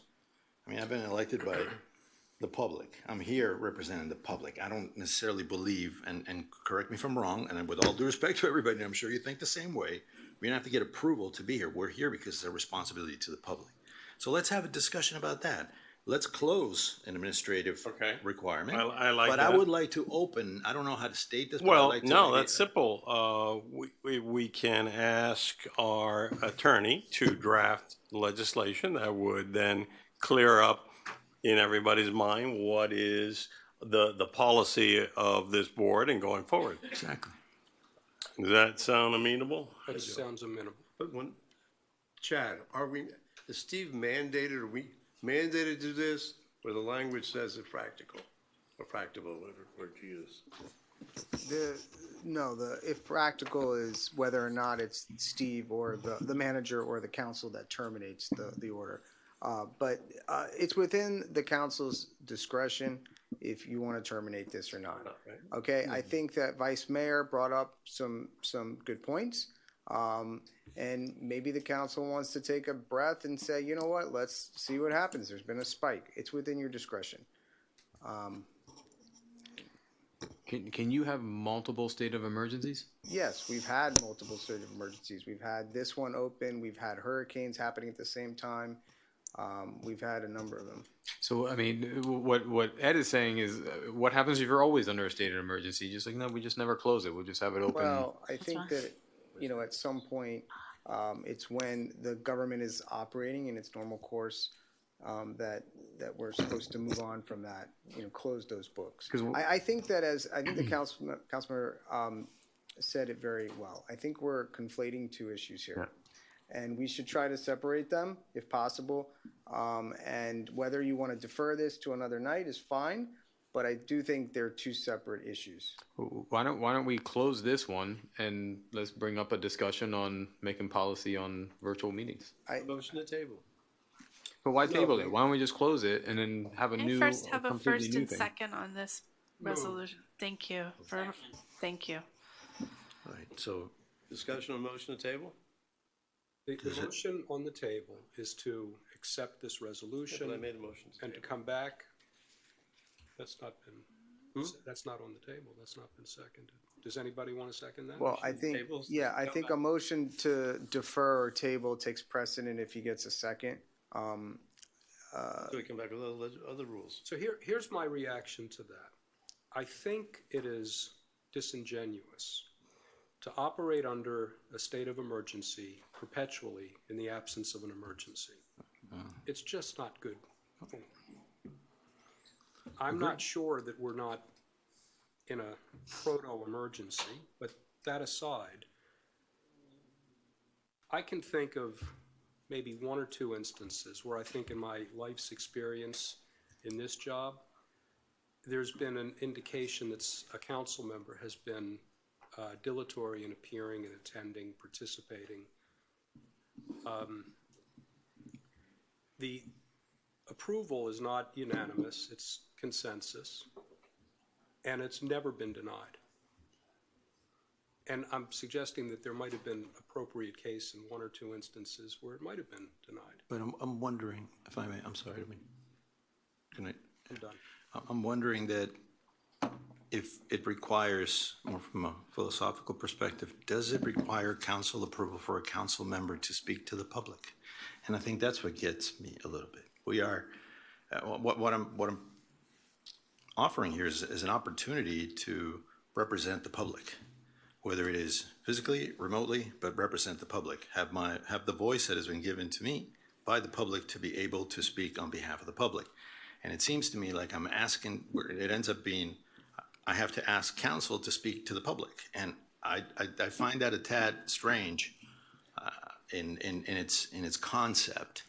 I think that we can agree perhaps to a maximum number of times that we allow that we tolerate that as a body. I think that's fine. But to ask for permission, that doesn't sound right.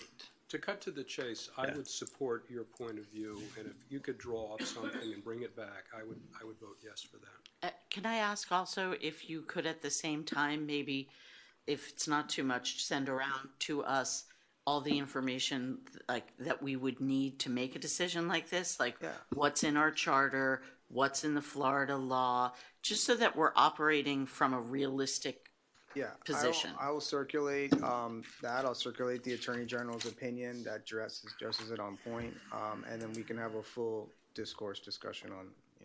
When you do that, are we going to determine that by adopting the perspective that Fernando is sharing, we will be at odds with the Attorney General's standing? The Attorney General says that there needs to be a determination by that board. I mean, it's giving you the discretion. So how about if we make a blanket determination prospectively? Well, absent I mean, abuse. it's supposed to be a finding of exigent circumstances. So, I mean, I think that would cut against that. But what I'm happy to do is, look, I'm happy to bring, first of all, bring a resolution forward, amending our rules, because it's in our rules, number one. Number two, I can circulate the AG opinions and the state law that support it, and we can discuss it. I mean, philosophically, I tend to agree with the technology. We have, made leaps and bounds that you don't lose a lot being on Zoom than being, present here. To me, philosophically, I feel that you are present on Zoom still, but I'm not sure if that's where the Attorney General believes now. Now, I'm not saying that, we could always ask the question too, if you wanted to. I mean, there's different options. I'm happy to lay out all the options and the council can look at it.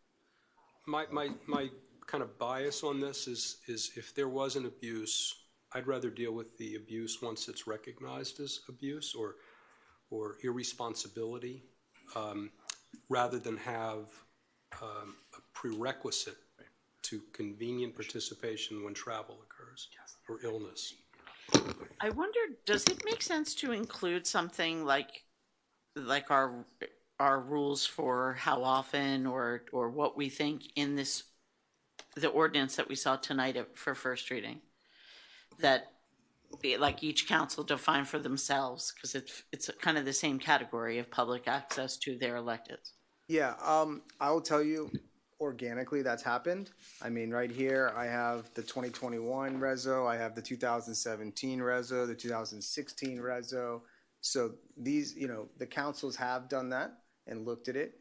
I think the vice mayor actually, Kaplan, was involved in reworking one of the rule changes a couple years ago. Civility. So, yes, it happens organically. It's not something that we're bound to do, though. Yeah. And I think the other thing you have to be careful of, if people start getting used to doing that, then you have quorum issues and stuff like that. So it has to be, I think that's why it has to be certain circumstances, not that people like, whatever, I'm just going to live in, North Carolina for 6 months out of the year and I'll just zoom in, and then somebody else does that and then it starts to becoming a problem. I do think it's prudent, though, to have all the information in front of you when you're making this decision. So let's focus on what's before us. And let's commit ourselves to really having a full discussion about what we want to do going forward, what we can do when we have all of the information and a chance to reflect on it. I think our conversation will be more fruitful. So just a question, are we taking a vote on the first item? That's where I have a little bit of an issue, and because I'm not sure if what we're doing, and I don't know that, whether we're, by having a council member asking council whether he or she can attend, I'm not sure about that. I'm not comfortable with that at all.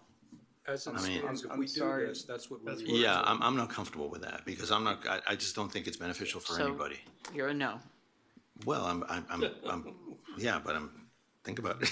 No. I second Ed's motion to defer. I prefer to defer Okay, and so learn. let's bring them back together, and then we'll do both of them together. Perfect. Okay. Okay, thank you. All those in favor to defer? Aye. Aye. Opposed? Motion carries. The next item is Um, public comments.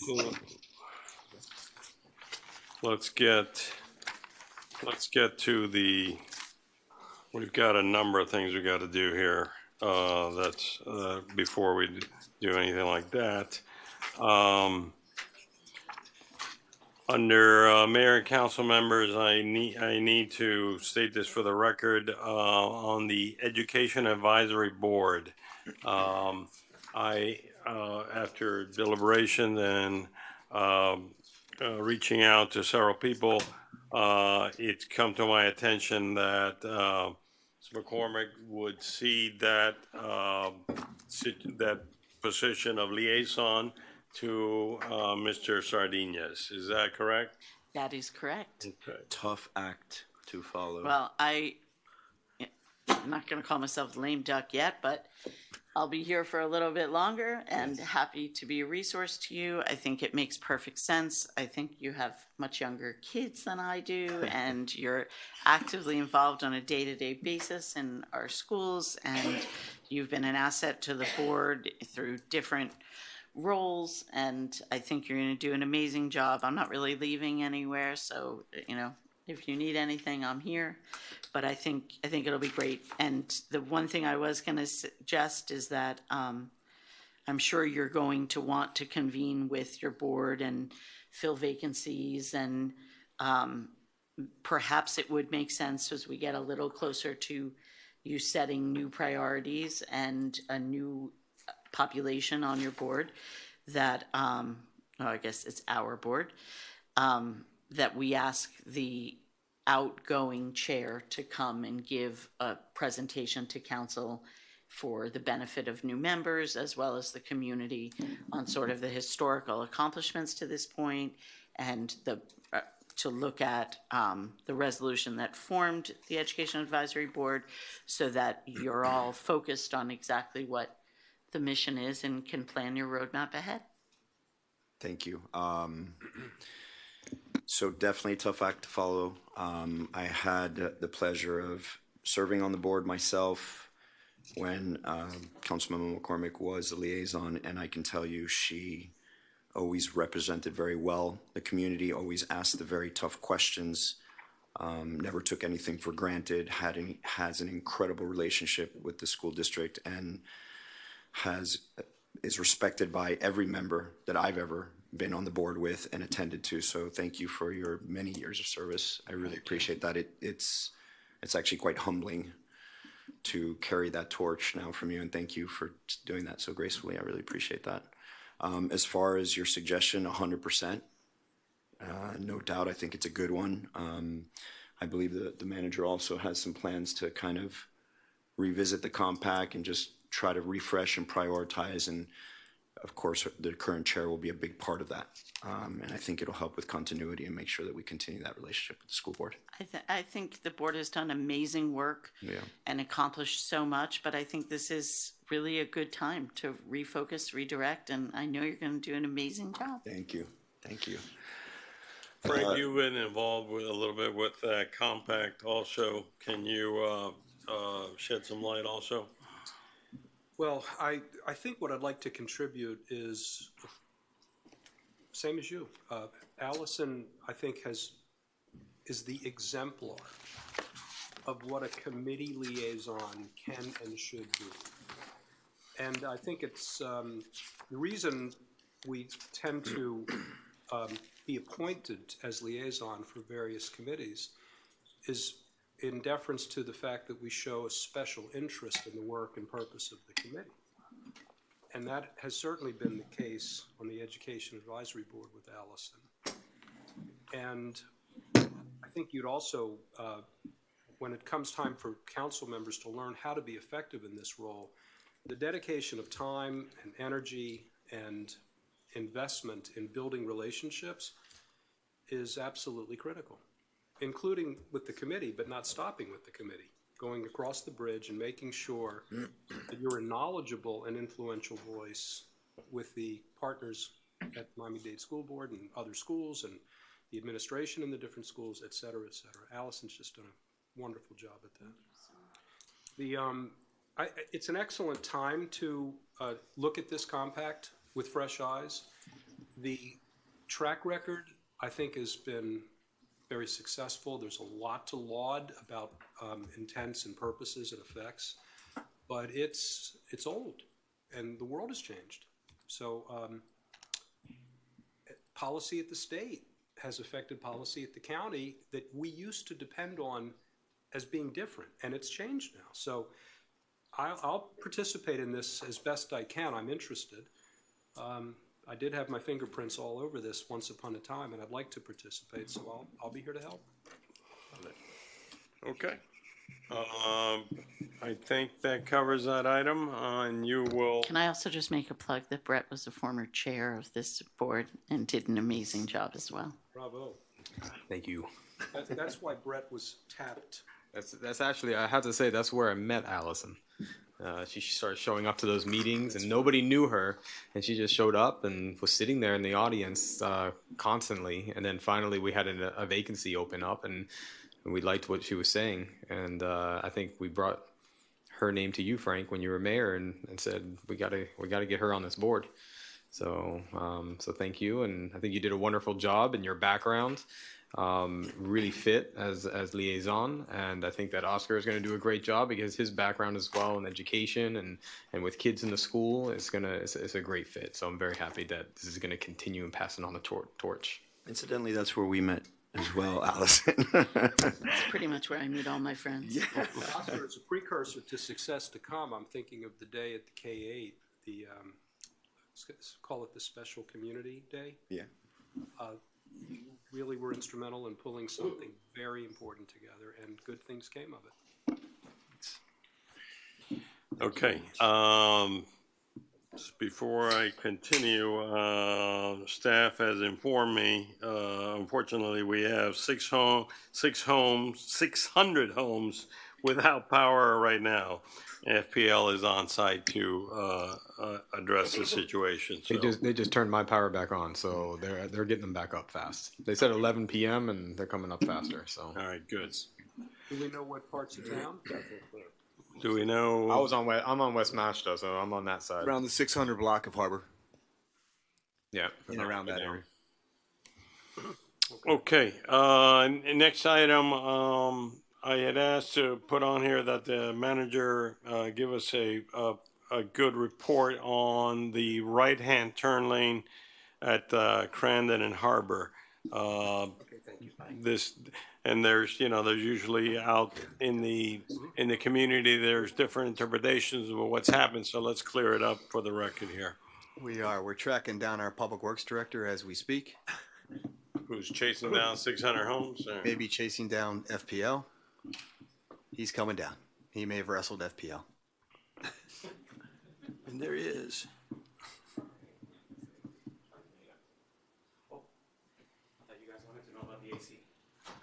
Yeah, by the way, how's Well, the AC? yeah, that's it. Yeah. Now that you mention it, knock that yeah. on.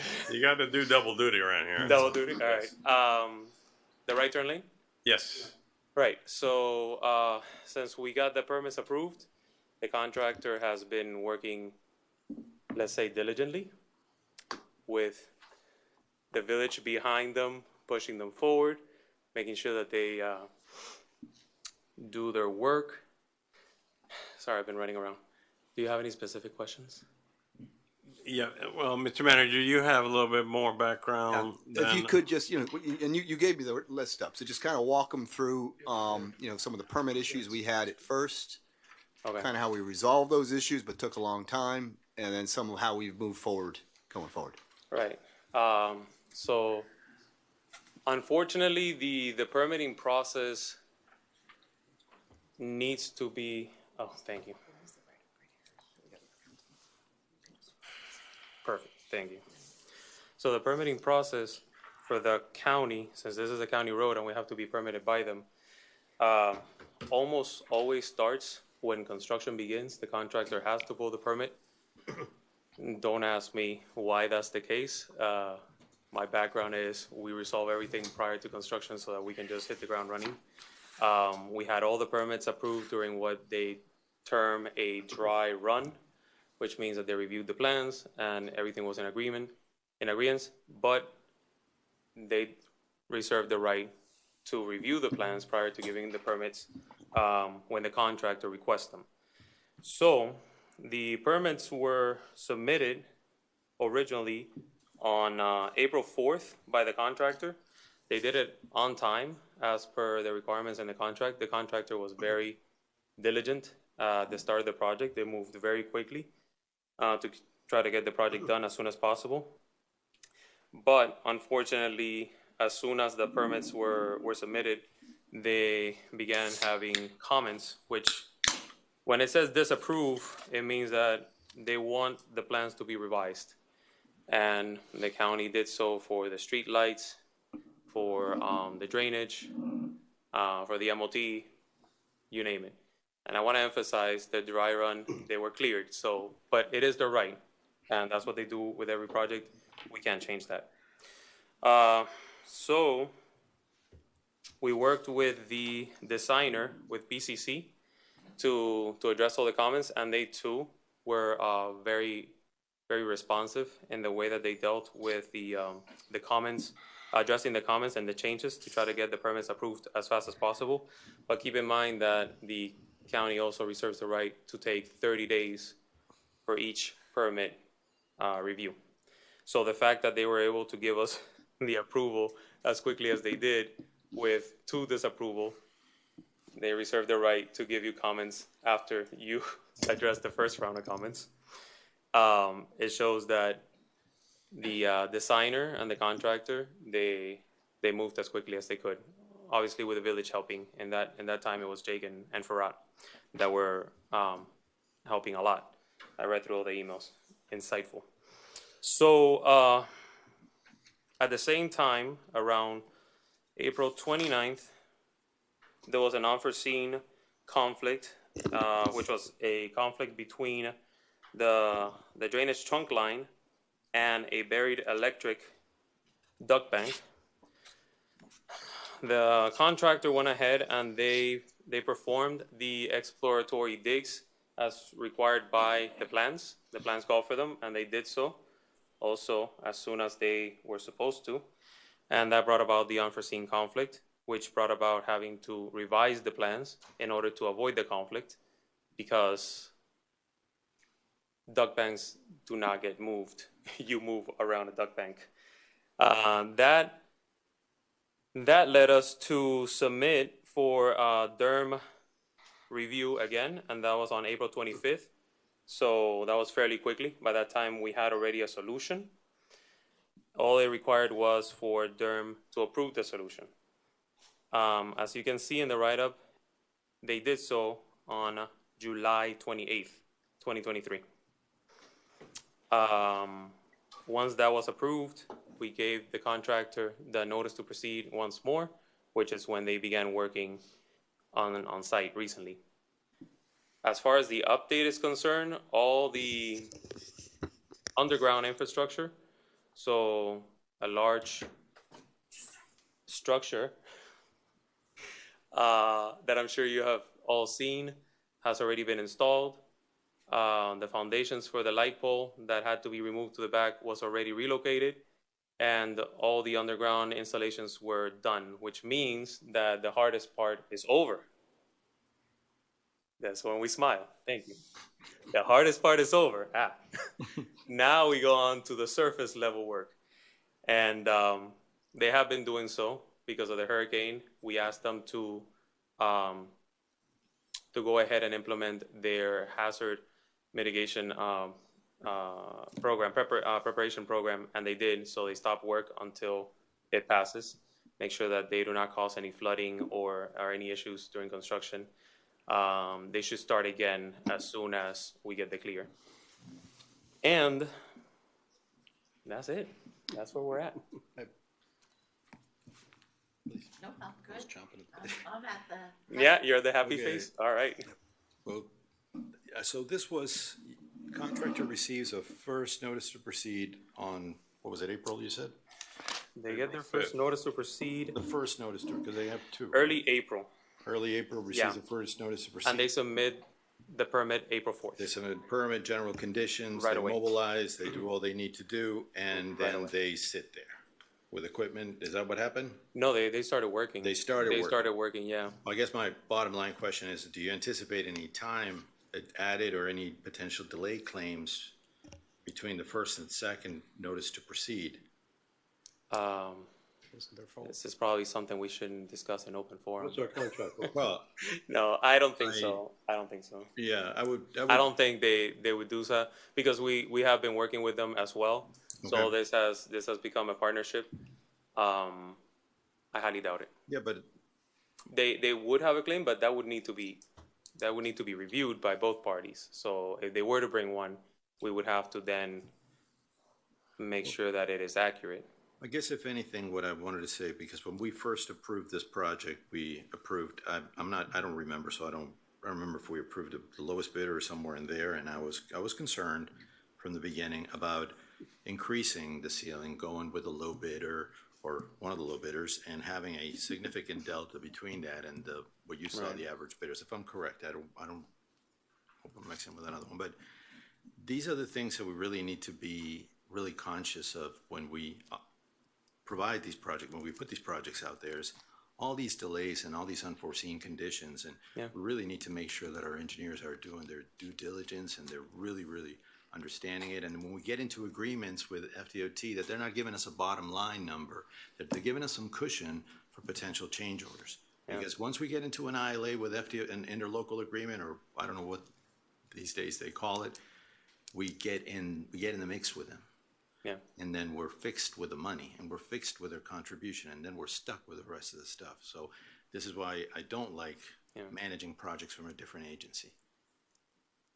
So we really need to be sure that we're really administering these projects properly in construction in the field. Yeah. Okay. Can you, I didn't hear you mention, there's other delay due to the gas station and waiting for Durham to. That was something that was addressed fairly quickly when it was brought up to their attention.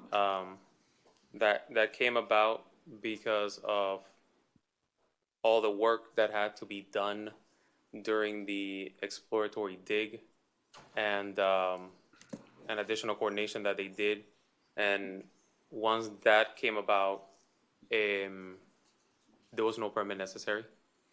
The scope and the intent of the project was clearly informed to them, and they agreed that it wasn't necessary, but they did take some time to review that as well. Mr. We Mayor, just didn't have to what go I think through you're the permitting. referring to is we had an open permit between the April 25th, and then Durham finally was able to close it on July 28th. That was part of what you were talking about with the mobile station, but it was additional environmental concerns as well. Right. Yeah. So we had a little greater than 3-month open permit with Durham. Okay, and so final question, when do you think they will be able to close out this project? When can we That's a use good it? question. Roughly. Think about that, roughly. And I know it doesn't depend on you, so. Right. Well, I have become very familiar with the schedule, and I do not want to scare anyone, but it was a 150-day schedule. And work ended approximately 3 days into construction. So it gets extended. Now, do we want that? No. Do we want to allow that? Not really. So when do I think it should be finished? Within a couple of weeks. When do they have the right to finish?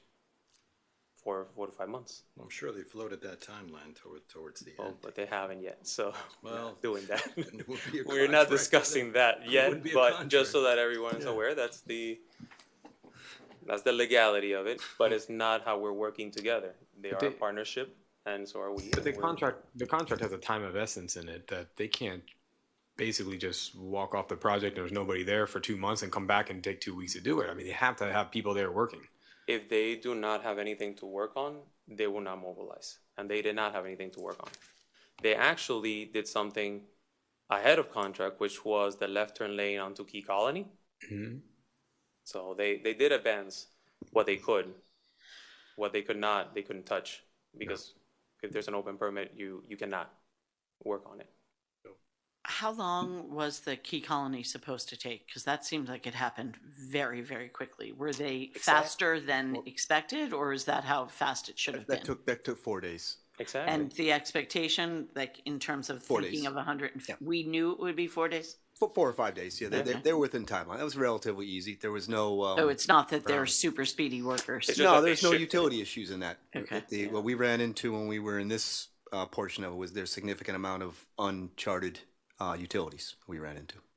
Yeah, it's just that they worked with us to shift the work and try to push that out first. So So you have equipment on the job, and where they are now, to me, it looks like it's a week's work maximum, really. Yeah. If that much. I mean, Well, remember, they also have to finish the full pavement of the job, so there's more to it beyond. But Talking yes, about the pavement. you're talking about I'm specifically on the talking about right-hand turn lane. Right now, the underground's all done.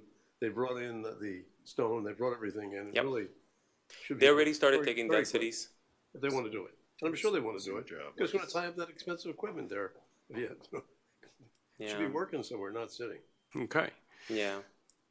So just to remind everyone, this right-hand turn lane is going to give us a little bit better flow of traffic coming into the Key. So this is an important project that we all want to happen as soon as possible. And that's the message here tonight. Okay. Yep. Ms. McCormick. About air conditioning or something like that? Yeah. Now it's getting hot. Yeah, so I wanted just to have a brief discussion about public records. I'm sure we're all aware, and maybe the community is or isn't, that we've seen a real uptick in recent years on public records requests. I think the village has changed tremendously since incorporation and from the setup of our clerk's office. However, the structure of the clerk's office really hasn't changed.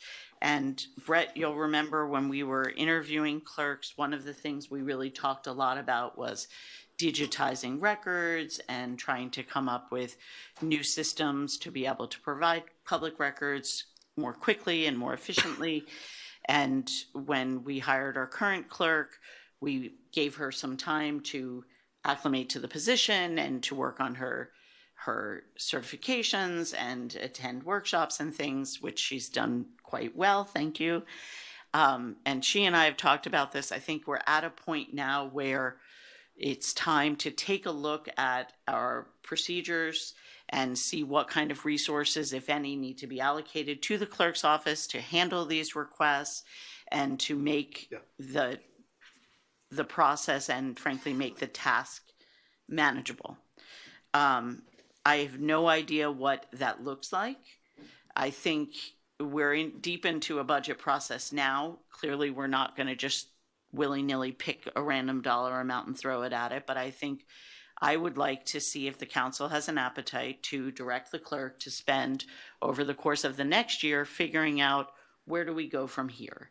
Is it bringing in a digitization service? Is it hiring additional staff? But give her an opportunity to consult with other municipalities, with their clerks, and try to really come up with a plan. Now, we know she is really inundated between the requests and minutes and agendas and the running of the day-to-day of the clerk's office.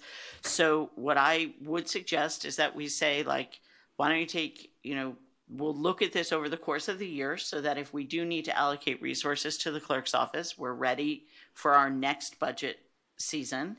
And maybe in 6 months, we get an update of where she's at the process. And obviously, if she has questions for us or anything along the way, she could put it on the agenda and we could talk about it if she needs to before then. But I wanted to see where everyone stood on that. And she and I did talk about this. I'm not just springing it on her. This day's coming. I think it's a great idea. A lot of municipalities are doing that. I guess the question is, are we unintentionally setting up for success or not? Because I think that there's a lot of volume of I'm not sure. How do you feel about the load of papers you would have to, scan, microfiche? It definitely goes up and down, but when it's a lot, it's a lot. So yes, and the reason I was saying from I think if we were to do a complete digitization of archived records and things, we're not looking at Miriam and Jocelyn being able to do that. I'm sorry. No. You were it talking would be about, okay, my apologies. How do other people do it? You hire someone to come in and do it. And right. what is the cost of it? And maybe Jocelyn takes a look at her public records request and sees, are there many things going back? Would it make sense? Understand. Or just how pretty much my goal is, how do we get our clerk's office modernized so that she can actually handle the volume of what's coming in and the requests are being answered in a timely manner and everyone is happy.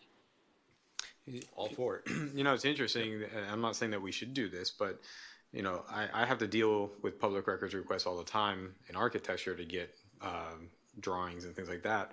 And just to request it from the county, they charge you $18 just for the request first. That doesn't even mean you're going to get anything. And then when they have it for you, there's a price to that you have to pay, and it's just sent in an email.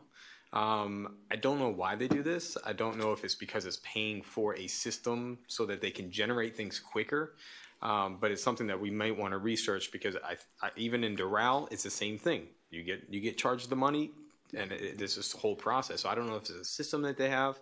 It'd be very interesting to Well, and I look think at that's that what and we're why. asking her. Yeah. Like you've been to these workshops, you've met other clerks. Like let's find out how other people are doing it. What did they learn that didn't work? What did work? And let's try to make sure that we're providing the best service we can while not overtaxing our employees. Okay. I had one other thing. I don't know if this is a pertinent suggestion, but in the law business, electronic discovery is very sophisticated. I don't know the first thing about it, but I'll try to find a resource so that you can talk to somebody about how things are scanned and then recovered quickly. Okay, so that was the first piece was, let's ask Jocelyn to look into what we need.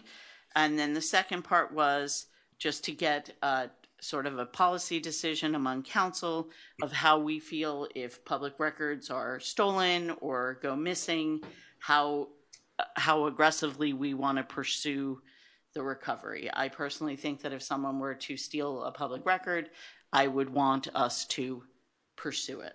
Is there some form of law behind that, or still stealing public records? I mean, I'm sure that's. I'm sure that there is. I mean, that's the property of the village. I want to pursue that aggressively as far as I'm concerned. There's a federal lawsuit pending about that. Okay. I mean, depending on the gravity of obviously the nature of the public record, but I don't know. Okay. That's. Well, one thing occurs to me, that the way we're set up in the clerk's office and presumably in the village attorney's office, we really don't have a procedure or a system or a methodology in place to deal with this. Fortunately, it's not a recurring problem, but we don't have a system in place to deal with it. So, do you have a suggestion? You know, it seems to me the purview of the clerk, but with support from the attorney. The clerk is the keeper of the records. If there's a missing record, I think it's the prerogative of the clerk to go get it. But if it's not a simple question of asking, and it appears, then there needs to be a process. I think it's really the duty of the clerk as a custodian to seek out records that should be in his or her possession, and to ask those that may be holding those records not appropriately to return them, and let that person, I believe the law says with just cause, to say why they can't produce them. And then at that time, the custodian of the records has to make a decision what to do next. Okay. Okay, And, so but we feel that we support the clerk in this pursuit. Yeah, absolutely. Okay. Yes, so we have consensus of council, and then we would ask, since you're not liaisoning over there, you can liaison here with the clerk and bring us back something in 90 days or, whenever practicable, so that we can continue this discussion and figure out ways to solve whatever issues there are there. All right, is that consensus of council? All right, very good. Mr. Moss. Yes. Your discussion item is next. So I have a discussion item on the resiliency projects and I don't know what I wrote there, financing, funding. Project budgeting. Thank you. That's probably a better way to say it. So first, I just want to thank our administration for putting on that workshop a few weeks ago. I found it extremely informative, and I'm much clearer on this kind of overall stormwater project throughout the island. I think that a couple things that were said at the podium, we have to be a little bit careful. I don't think anybody's asking for a $300 million bond in one day. I mean, this is usually spread out over time, and probably the first loan's already paid off before the last loan's asked for, or whatever it is. So it does get spread out. And looking at things holistically is exactly what we're doing right now, and prioritizing projects, looking at funding sources, when we can use them, how we're going to do that. And even having a plan that's flexible. And my understanding is this is exactly why we brought Black & Veatch in, is because they are actually putting that plan together. And we're going to have this, like in 4 more months or so, that we can start playing with that model? You Black talking & about Veatch? the Black & Veatch portion? Mm-hmm. Yes. All right. So that we are working in that direction, which I'm very happy about. But that being said, obviously, nothing happens until budgets are set. I mean, the money, the finance, the money, that portion is so crucial of making any project a reality. I always joke around that, our professor in architecture would always sit us down and say, what's the most important model in architecture? And everybody would say the section model, the final model, everything. He says, no, it's the financial model, because nothing will become architecture unless the financial model ends up working.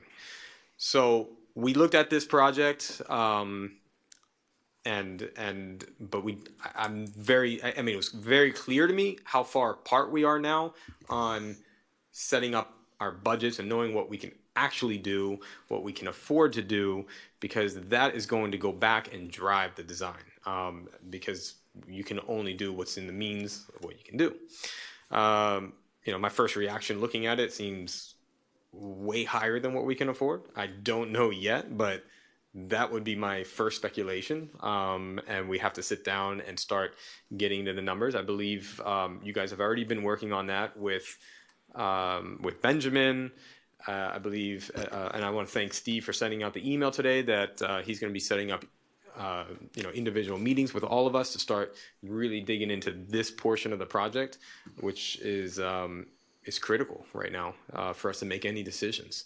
And so I didn't know that email was going to come out, so I'm glad for that. And that's what I was going to ask, that we need to all together sit down and start talking about how things can be financed. What are we able to afford? What are people willing to be going to pay? How this is going to come? And I think some of that's going to come through the Black and Beach.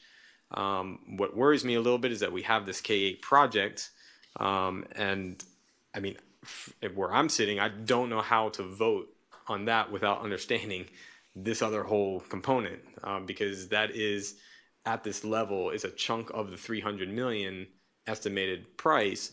But if we come back and say, look, we're only doing 100 million, why are we spending a certain percentage so high on the first project? That's the thing that worries me a bit, because that one's a little bit more ahead. We're definitely not on the 2-yard line of shovel ready, that's for sure. Yeah, no, we're not even close to that right now. But in order for these projects to move quickly, this stuff needs to be ironed out now than later, or these projects will slow down even more. So we need to start having these conversations up here with each other. Joe? Yes. I happen to agree with you, but you can't fault ACOM or Steve or anybody else, because we gave them the criteria, what we wanted. And if you want to clean the streets so fast with so little water, that's what it's going to take. What I propose to council here to consider is to come up with a number of scenarios. There's a 1 inch, 2 hour scenario, 2 inches, all the various scenarios that are reasonable where people still can travel, cross the streets, and have a financial, as you say, model or number attached to that, not only in millions of dollars, but it's going to cost you X amount percentage or mills for your tax bill for the next X amount of years. And let's circulate that around and get feedback, because I'm sure you guys got a legal, I did at least, after, you're going to spend $300 million, you got nuts, you're crazy. I said, hell, that's, less than 2% of the value of I'm just being sarcastic, of the village. Oh my God. But I mean, so I really, maybe that is a number. When people see how much it's going to cost, maybe it's not. From the input I'm getting, it might not be. But by the same token, they really don't know what it's going to cost them on an annual basis to fund that debt. That's right. So I would think if we got together, have ACOM come together with a number of different scenarios that are all reasonable, but obviously some are going to go with 8 inches of water versus some are going to go through 2 inches, et cetera, and put a cost to them. And again, it's going to be an approximate cost, right? And it's going to be an approximate thing, for the month, for the annual tax bill, because we don't know how the interest rates will be when we make the deal. Right. And the interest rates is going to be a major factor in determining what's going to. But at least we have that, circulate it to everybody in the village and say, hey, this is what it is. Are you interested? You don't give a damn, fine. If you give a damn, express your opinion so we know where you are and go forward. Then we can make a decision which hopefully is in the best interest of all, at least never all, the majority or the vast number of people in the village, and then we move forward. But until we do that, we're just going to get, like you say, well, you don't think it's going to be 100 million, whatever, we can't afford this. Well, some people say, hey, it's 2% or less of the whole value. That's no big deal, 300 million. Other people say, you're out of your mind. It's only this, we have to do all these other things. So I think if we get it more concrete, more options, then we can move forward. Okay. On the same topic, Mr. Vasquez, and then Mr. Kaplan. Clearly, I think we need to have an economic model or some form of a plan to understand what the level of investment is, what the rate of return is on the infrastructure that we're going to embark. I think we also need to have a clear understanding of the horizon of this investment? What are we talking about? 10 years, 15 years? How is that investment going to work? And how are the loans that we get in their own, because clearly we get a rate of return for the loan that we get, not just what we pay for interest, but we anticipate that our economy will be better because we have a new drainage system, we have our streets are drier. So there is a return, and I think that it's kind of a hidden return, but we need to understand what that will do. So economic model, important. And I mentioned this to Steve earlier today, I'm particularly concerned about some of the technical proposals, and some of this may or may not be driving the cost, but we need to look at that. The engineers stated that once they collect all the drainage from K8, they're coming in with 200 cubic feet per second, 250 cubic feet per second. That's one of these, 250 of these going every second. That's how much rain is coming down. So the question is, but he says, once you get to that pump station, we can only discharge up to 50 CFS.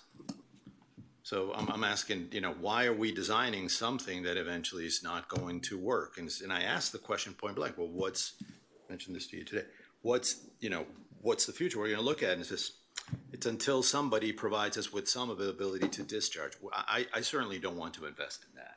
I certainly don't think we need to be investing in huge pump stations. To discharge 250, we can only discharge 47 into the bay. We need to come up with a solution of that before we invest and before we figure out what these costs are.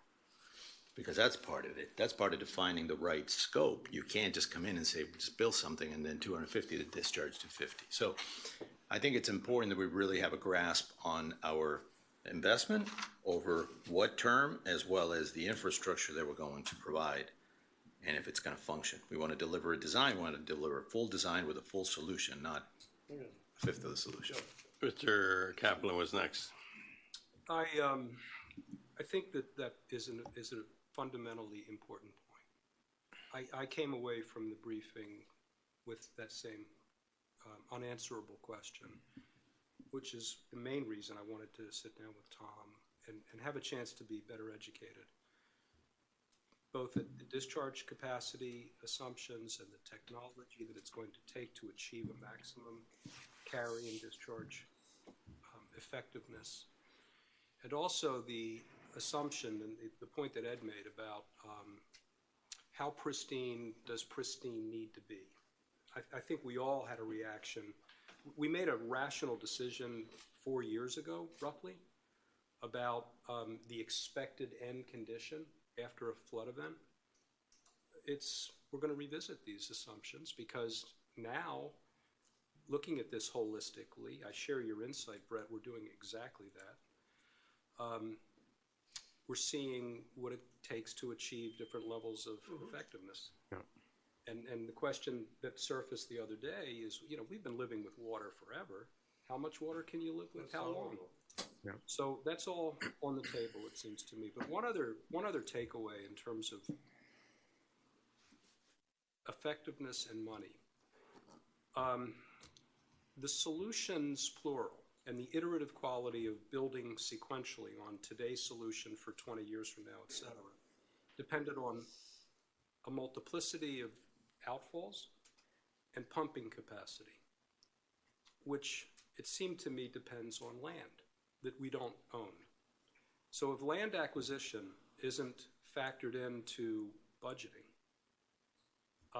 we're missing a component that's fundamental in a holistic view.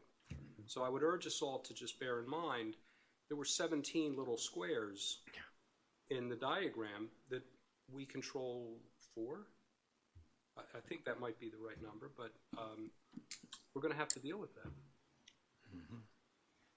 You were next. Basically, kind of what Frank said, and that is, I think Jeremy came up initially, or last time he talked about somehow giving people some bonus if they would give us an easement for the various pipes. And I really think probably time for us to do that very seriously, so we can do that, both on waterfront and non-waterfront bonuses to do that. And I would think that would be more attractive to basically Mackler houses or houses that haven't been raised and rebuilt, because then the value to them will go up.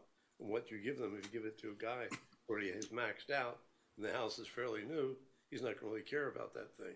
So maybe Jeremy can come up with something, or work with him, Steve, and come up with something which would be very appetizing to people to do that. I told, who was it? Take a picture in Miami Beach. You got the house with one lot, tear down for 13.8 million, a house next door, 25 million, and right in between, in the easement, you got an underground pump station. The only thing sticking up is the controls, two other things, generator, and it's all landscaped in. You would never see it. So it's not a question you can't do with, this is, really expensive real estate. We probably can do it here too. Now, I don't know what they gave him in Miami Beach. Maybe you can find out. Or maybe what they did there for, No, I remember. But I think the issue with that is that I'm not sure whether we can, there's this pre equals to post type of regulation.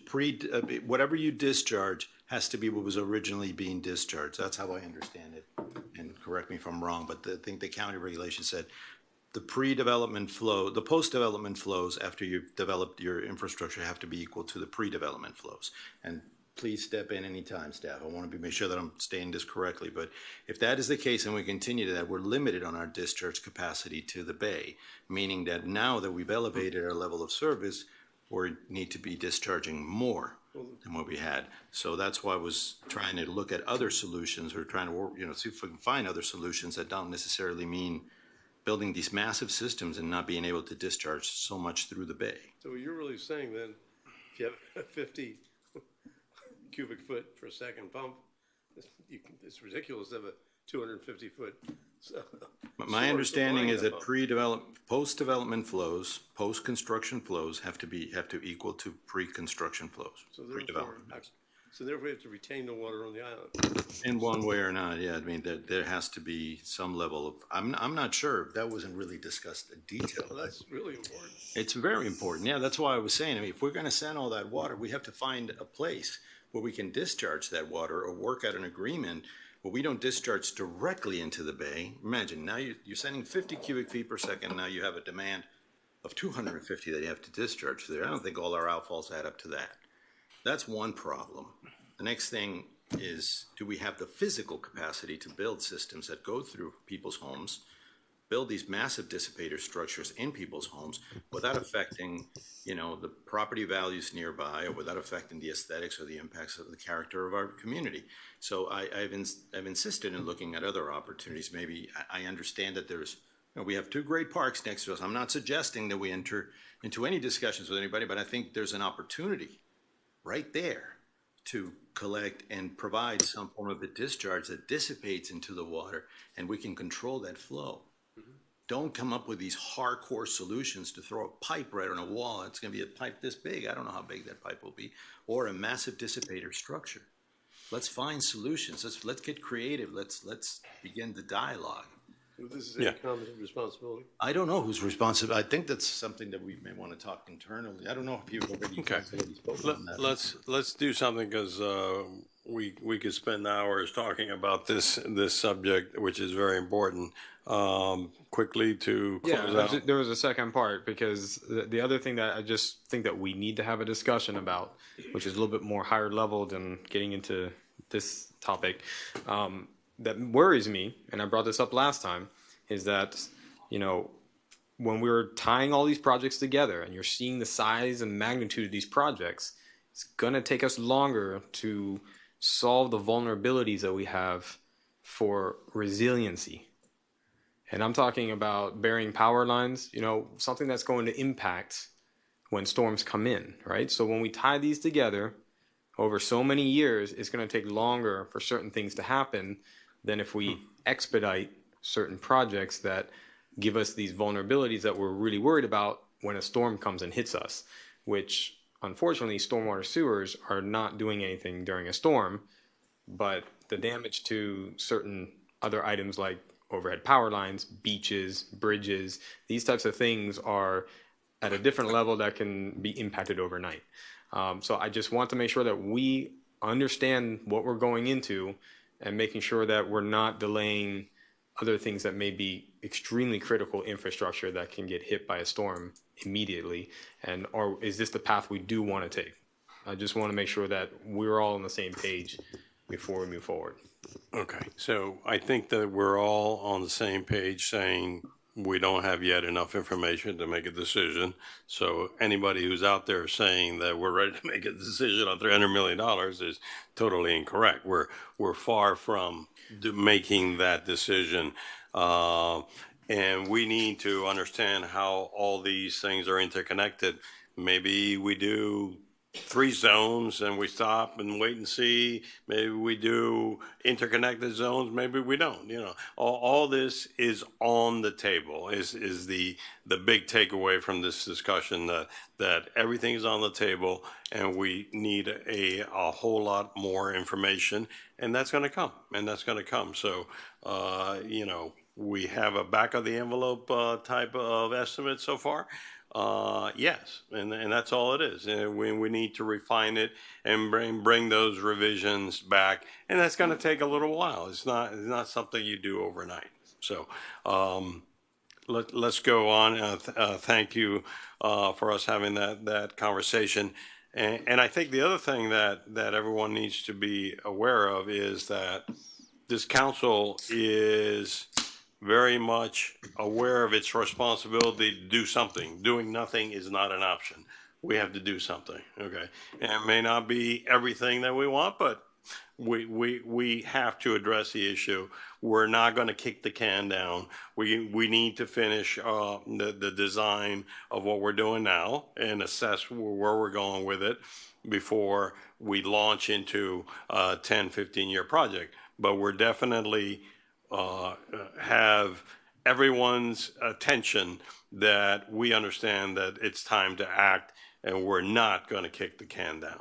So may I one clarification that I think is important for people's comprehension of where we are?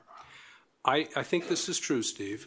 We have never intended synchronicity for undergrounding the utility lines and the implementation of the first phase of the stormwater project. The last time I remember, we got a briefing on timing. We're on a schedule. We don't like the schedule, and we're trying to accelerate the schedule for the undergrounding. That's an ongoing effort. Is that right? Not right now. No, we're approaching as integrated projects. Now, obviously, if the council would like to discuss that, we can. That's not my, and has never been my intent relative to undergrounding. We kept saying dig once.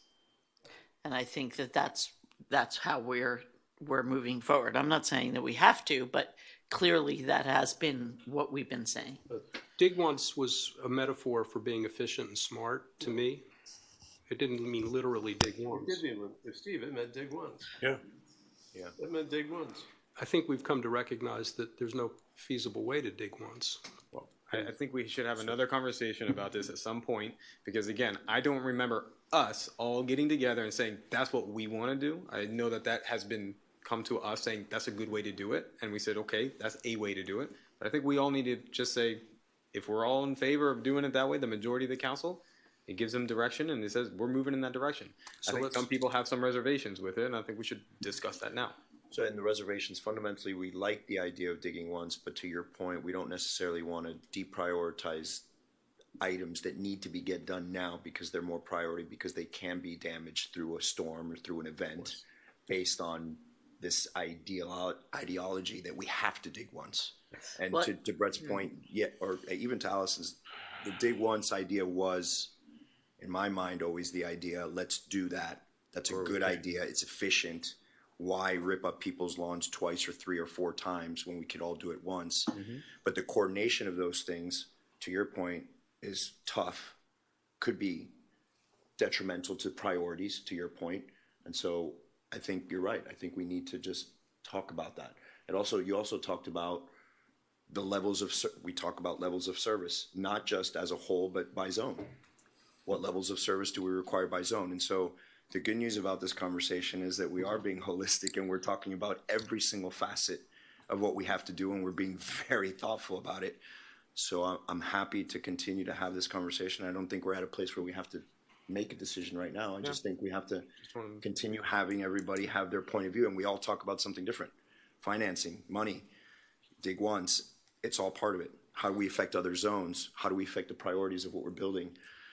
If we continue to do that, I think we're in a great place. And to, I think it was the manager who said, we're very far from dig ready. And I think that we don't want to kick the can down the road, but we are also far from dig ready, and we're being very thoughtful about our process. Okay, in my opinion. Sorry. Let's, this is great One thing. conversation. Can I have one? I just want to say that I think also when you're talking about whether it's dig once or speed up undergrounding, for example, we're also really have to look at the increased cost, because there is definitely going to be a cost to that, and we'll have to measure that. There was something else, but you scared it out of me, Joe. Sorry. Okay. Let me take a pause. Mr. Manager, was there something that you really need to get done before I continue with the discussion items? Yeah, I like to address a couple things in the manager's report first, and I want to make sure that I say this for the public's purpose. The budget is posted on the website. We had a little confusion maybe about a month and a half ago.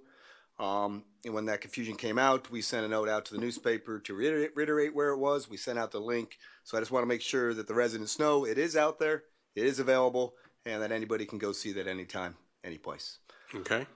Two things on the manager's report I'd like to get to is first, let's talk a little bit about athletic fees. And then also I'd like to go over our legislative agenda for next year. So Todd, if you'd come forward on that one.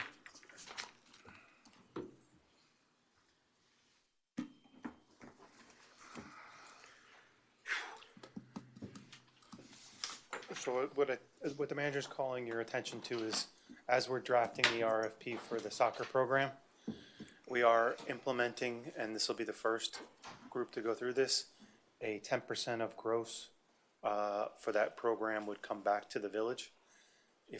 As you know, every 30% of every program's gross comes back to the village and the community center.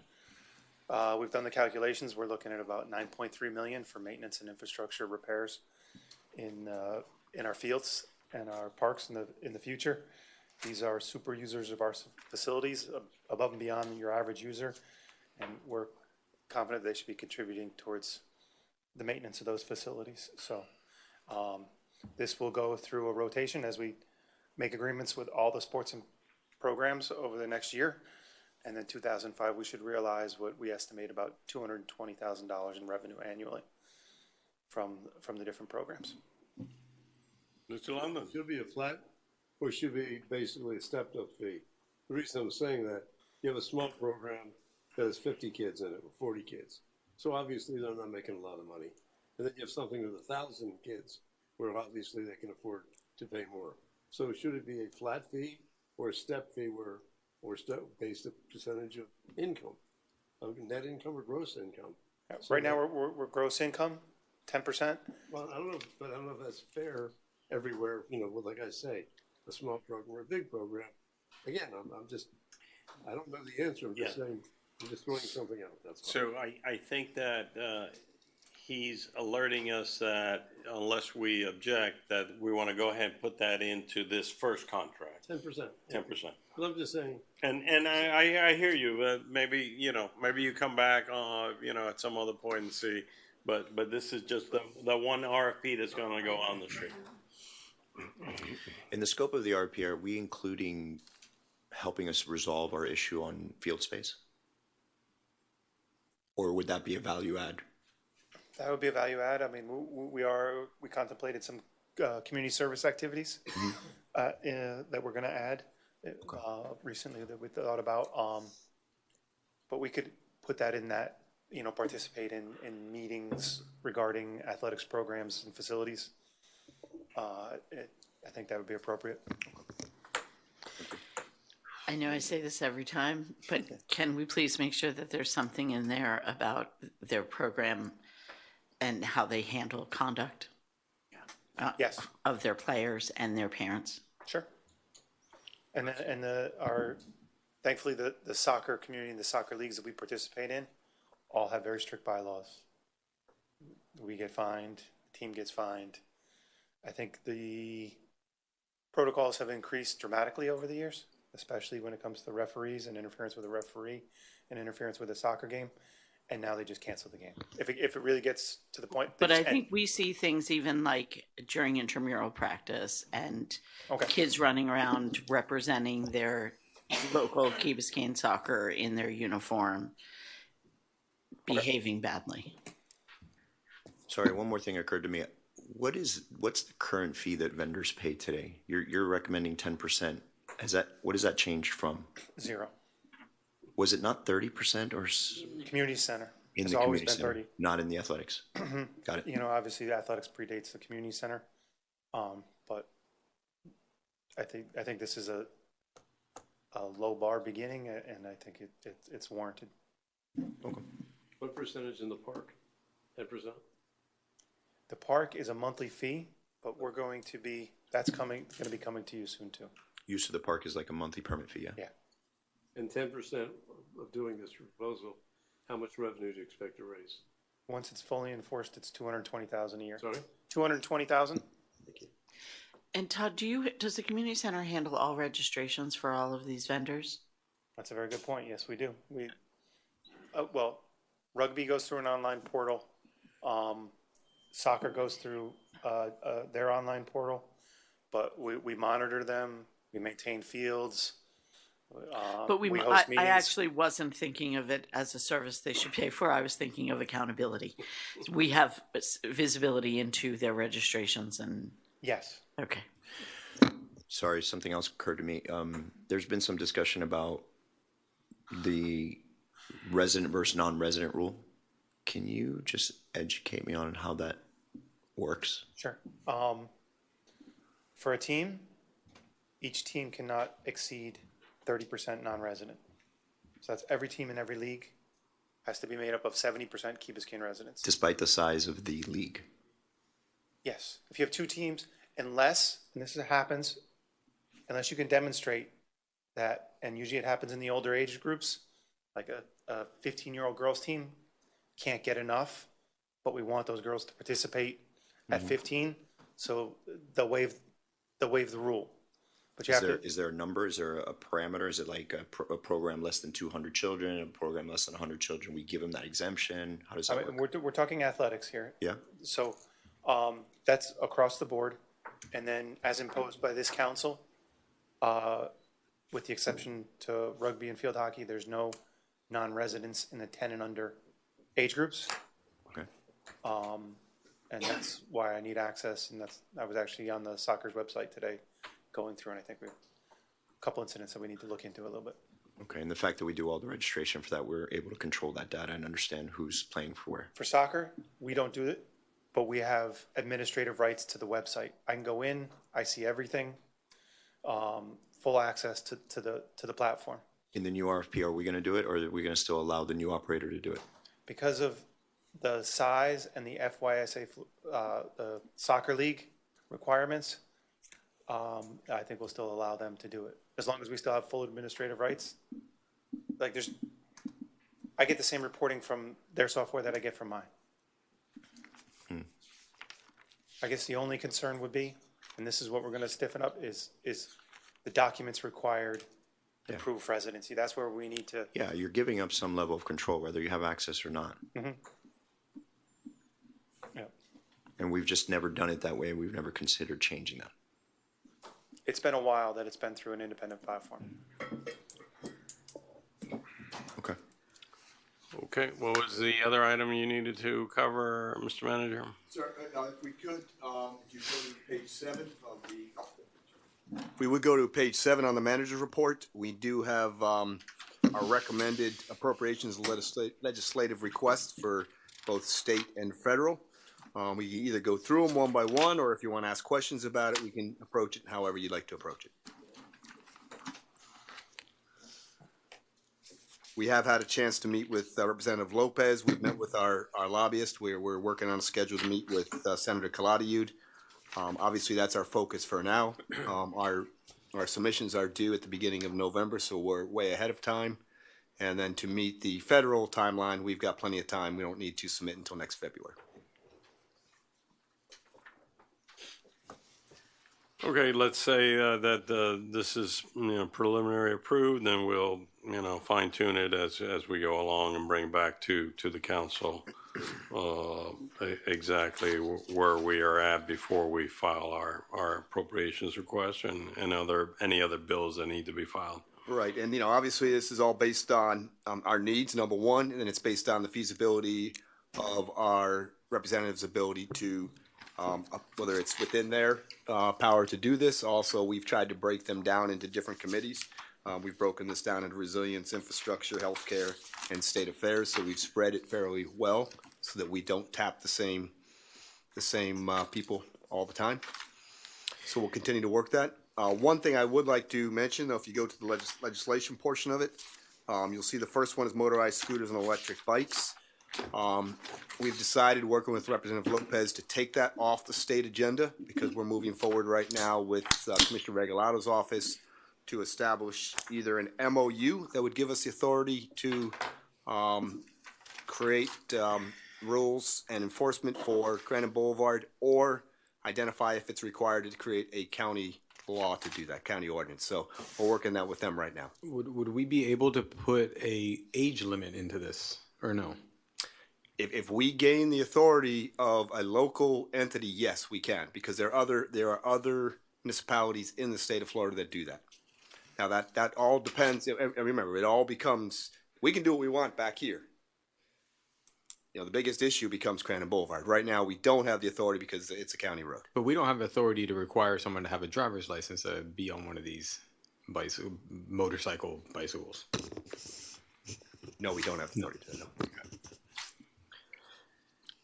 Okay, consensus of council? Quick question, just on, when you mention we make these requests based on needs, for example, special needs programming. Yes. What's the need? How are you basing that? Is it data that you've identified a demand from our community?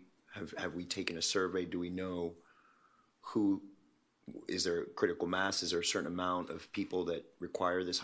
Just walk me through how you do that. So what we've done, I recall, I think it was last year, if I'm correct there, Todd, we put in our own money into the budget to begin the programs, begin to understand what the needs were. The Parks Department is working with a number of folks within the community, identifying potential programs that we could use the funding for. We got the $100,000 this year to get those programs underway. Mm-hmm. And so the intent here is to continue to budget our level with the state support. So right now it's, we're not even a full year in, to be honest, because we started in October last year. So what we're trying to do is sustain the program as we kick it off. So we've started this momentum. We've identified a need. I thought we did a pretty quick job of funding it. Kudos to the village. Kudos to the colleagues here for passing that. Then there was an incredible event that happened at the K8 Center that kind of showed us as a community that there is a community of people that require this help and this support. Furthermore, I'm finding that we might have quite a lot of people that have children that require this kind of level of staffing or support in the school. And I've done a little bit of digging on what that looks like, and I wonder if there's a mechanism by which we can identify what the true need is so that we can accurately report this back to the school district so that we can potentially get funding for our local school to be able to create units to support these needs. And now I understand and maybe Allison, you can kind of fill me in a little bit, there's different categories of needs and requirements. There's also different parameters of critical masses of the amount of children you have to have that need this service. But what I'm understanding is that data isn't necessarily getting back to the district, and so the district's perspective is that there's not enough demand. And so I'm cautious that may not be the case, especially after this momentum and this kind of awareness that we've now had. And I think we're doing this great service as a community. What a great way to continue that momentum and now get the support we need in our K8. And I think that's a good opportunity. I think, as you mentioned before, and you and I have spoken, obviously offline, it's an opportunity. Maybe we look at the compact But that Yeah. may be something we want to add into the compact, because, we've changed over the last 12 years. We obviously have more special needs populations, or at least they're identified and recognized more. Yeah. And so that might be something we want to add into it. Okay. Yeah, I would say I think this sounds like a great first project for your new EAB. Yes. I think it's been my personal experience with friends and that it's difficult in our public school system to not to identify, but to receive services, certainly for children with what we call twice exceptionalities. So basically, in practice, you have to almost be failing to get help. So people perhaps fall through the cracks, and I think a lot of that is funding driven, and I think that comes from Tallahassee. And I could get a soapbox and stand here and talk about it for a while, but I won't. But I think that this would be a very interesting subject for the EAB to take on, and maybe to partner with things like your foundation or the village or even outside agencies to bring some outside support either into the school day at the K-8 or outside of school, maybe through the community center, to lend support to people who need it but don't qualify under the guidelines of the county school system. Yeah, and I had a one-off with Todd. Todd, I don't know if you want to kind of fill us in of what that might look like for you from a programming perspective. And as Todd approaches, one of the things you want to be very careful about when you do appropriations requests, that is something that number one, it's not guaranteed. Number two, it's not something you want to rely on a regular basis. So this is not something that is going to be a sustained funding source. Really, I look at this money is to get our program up and going, for us to do exactly what you're saying, understand what the issues are, put a program in place, and then for us to reflect and then begin to assess what do we want to do going into the future and what resources does that take. And certainly our programs at the community center fund themselves, many of them, through tuition and different things. So hopefully we won't always need such a large sum to keep a program afloat year after year. Right, and that kind of segues into a conversation you and I kind of had about how we can make that programming more efficient with help of children receiving support not only in school but then also into the programming that we're putting together. The point was that obviously we work symbiotically with the school. Yeah. And if this was taking place at the school, we're the natural after-school location. But I think, to your point, we would benefit, the program that we're trying to do would benefit if this was taking place at the school, because then we could dovetail on that programming and continue it after school. So, and what we've found is that some people have chosen to go off island. So when they go off island, they do scholastically off island and they do therapy off island. And by the time they get back, that programming's not an option for them. And so that's why we're going to be working on some stronger special needs weekend programming, because that's when it works for the caregivers and they have time. So that's where we're focused now, but hopefully in the future, we partner with the school and work together on this. Awesome. Thank you. Just a lesson learned, we did find oftentimes that the school district, in terms of wanting to provide equality, were much more open to us getting resources into our school if at the same time we were also serving another school who perhaps didn't have the same resources to draw from, like our sister city. So we did a lot with Charles Drew. When we brought WITS to the K-8, we also did it for Charles Drew. And that was a joint thing between the village, the foundation, the PTA. I mean, you kind of get everybody working together, but it is helpful to always keep in mind that the school district is serving an entire county. Yeah, I love that. Okay. Thank you. Okay. Mr. Mayor, before you jump back, if I would, and I apologize, I actually do have a third one. This is not something that we can, if you'd like to take time, we could right now. Otherwise, I ask you to look at Exhibit 2B, 2 Bravo, which is the BZP legislative priorities. Jeremy has come up with a list of a number of possible, whether it be zoning, whether it be different things we want to do within the village over the next year and he's laid out a priority and kind of broken them down into functions. We can go into the details today, or whether you want to have an opportunity to look at it, but I think it will give him direction over the next year, so that we don't come forward with kind of a mixed match of different types of zoning recommendations, but we actually come forward with something that makes sense on the direction that we want to go through. These are in part or maybe in total suggestions for our own legislation? Or Yes. for- Yeah. I This, understand. sorry if I did not make that clear. This is for our recommendation internal to our zoning. Yeah, I apologize. And these are ones that we've captured probably over the last 2 to 3 years of having conversations. Some are. These aren't in order of priority. Jeremy can tell you what he's recommending. There's a number of slides in there, and he kind of groups in them in different ways. So I see the grouping. I just, on this one list of 25. No, there's that's not the priority, no. It seems. I can go through this quickly now, I think, Yeah. so that I can give you just the idea of the thought process, and then we can come revisit It seems to me like we want to have an adequate window of time to talk about this. I just want to introduce this to you all to take a Yeah. look at it, so that when we'd like to have this conversation in October, Yeah, so yeah, of we course. can give him the direction of what we want him to work in the new fiscal year. Absolutely. So I'll, if you don't mind, like 3 or 4 minutes just to go through to frame it for a later discussion. So Jeremy Karras-Gawker, Director BZP.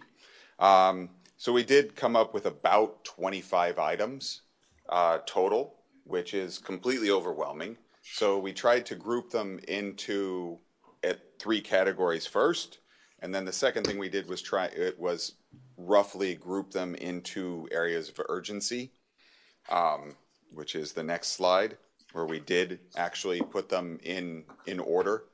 And then there's a couple that really stood out as something that we need to be working on very quickly, particularly some that we've heard regarding resilience and smart development. So it's really 3 things that I would actually like to have ready in October. At least that is the goal. And those are allowing public utility use in all zoning districts. So this would be as an accessory use, so that when we go after an easement, like we did with the commercial property development, and we were able to get it, we can actually, if we do need to build something there that's above ground or what otherwise is actually not currently allowed by the zoning ordinance. So we want to allow that sort of thing. The other is the item that we talked about regarding the planning process and breaking it into really like a 2-step process. That's been a directive for a little while. And then another one that's very similar and simple, and it's worth noting that I think all 3 of these are also not particularly controversial. I don't think they're things that require extensive public outreach as some of the other things. Because the third one would be a cost recovery ordinance, which is to say, if we incur fees for reviews of an application, say it requires an additional engineering study for our analysis, that we pass those costs through to the development team, which is a pretty common ordinance in a lot of areas. So those 3 items, again, I think of them as urgent and relatively straightforward in terms of outreach that I'd like to bring ASAP. There's sort of another category which we heard quite a bit about during the discussion in the workshop, which is the incentives for easements and the very significant urgency that we have to get easements. This one I do think will need some outreach, so is not going to be ready for October. But that's up there next as probably the most urgent item. And then we have quite a bit that I think are sort of in the zone of, needing input regarding prioritization, but we can actually whittle away at this a bit as well. Because there's a couple of those that are either preemption or we're pursuing other strategies for, like the scooters and e-bikes, some landscape contractor registration, some things that the county's doing regarding pervious materials and water retention on properties that they're already acting on. So that leaves a much more manageable set of decisions, I think. And then we also have a couple that are really related to CRS, our insurance rates. And these really need to wait for some additional input from a consultant that were the same folks that have been guiding us through the process to getting our rate reduction. We're going to retain them for further studies and recommendations for next steps. Finally, there's a big group under resilience that I think we want to bring to our newly formed committee for recommendations, and of course they might add to this list. So that's it. I think there's two others that are urgent, but again require quite a bit of input, which is regarding monument signs and rights of ways and swales, the tough ones. Yeah, those are biggies. Yeah. We're not shy. So yeah, but we need to work on them. It's a recurring problem. I think we could ask Cairo about an interaction today about something regarding something happening in the right of way. These are coming up. We're having code compliance issues with them, et cetera. So that's it. So I do think we filter it down, it's slightly more manageable, and we can brief on this and get a more substantial combination or a conversation about next steps. Okay. All right.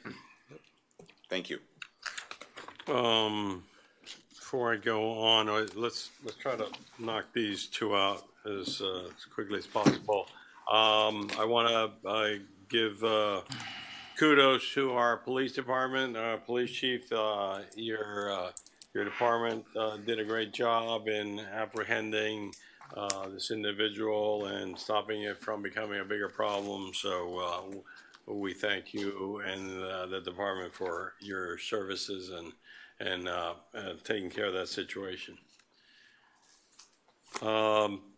Mr. Moss. Yes. So I put on here zoning districts. So I have a little over a year left to be up here, and I would like to utilize my experience and my background. And we did a very extensive residential update to our zoning code in order to be more resilient, allow people to build up higher, look at these different aspects. I would like to now, with the last year I have up here, to dive into the commercial areas and some other areas that we've been waiting to look at.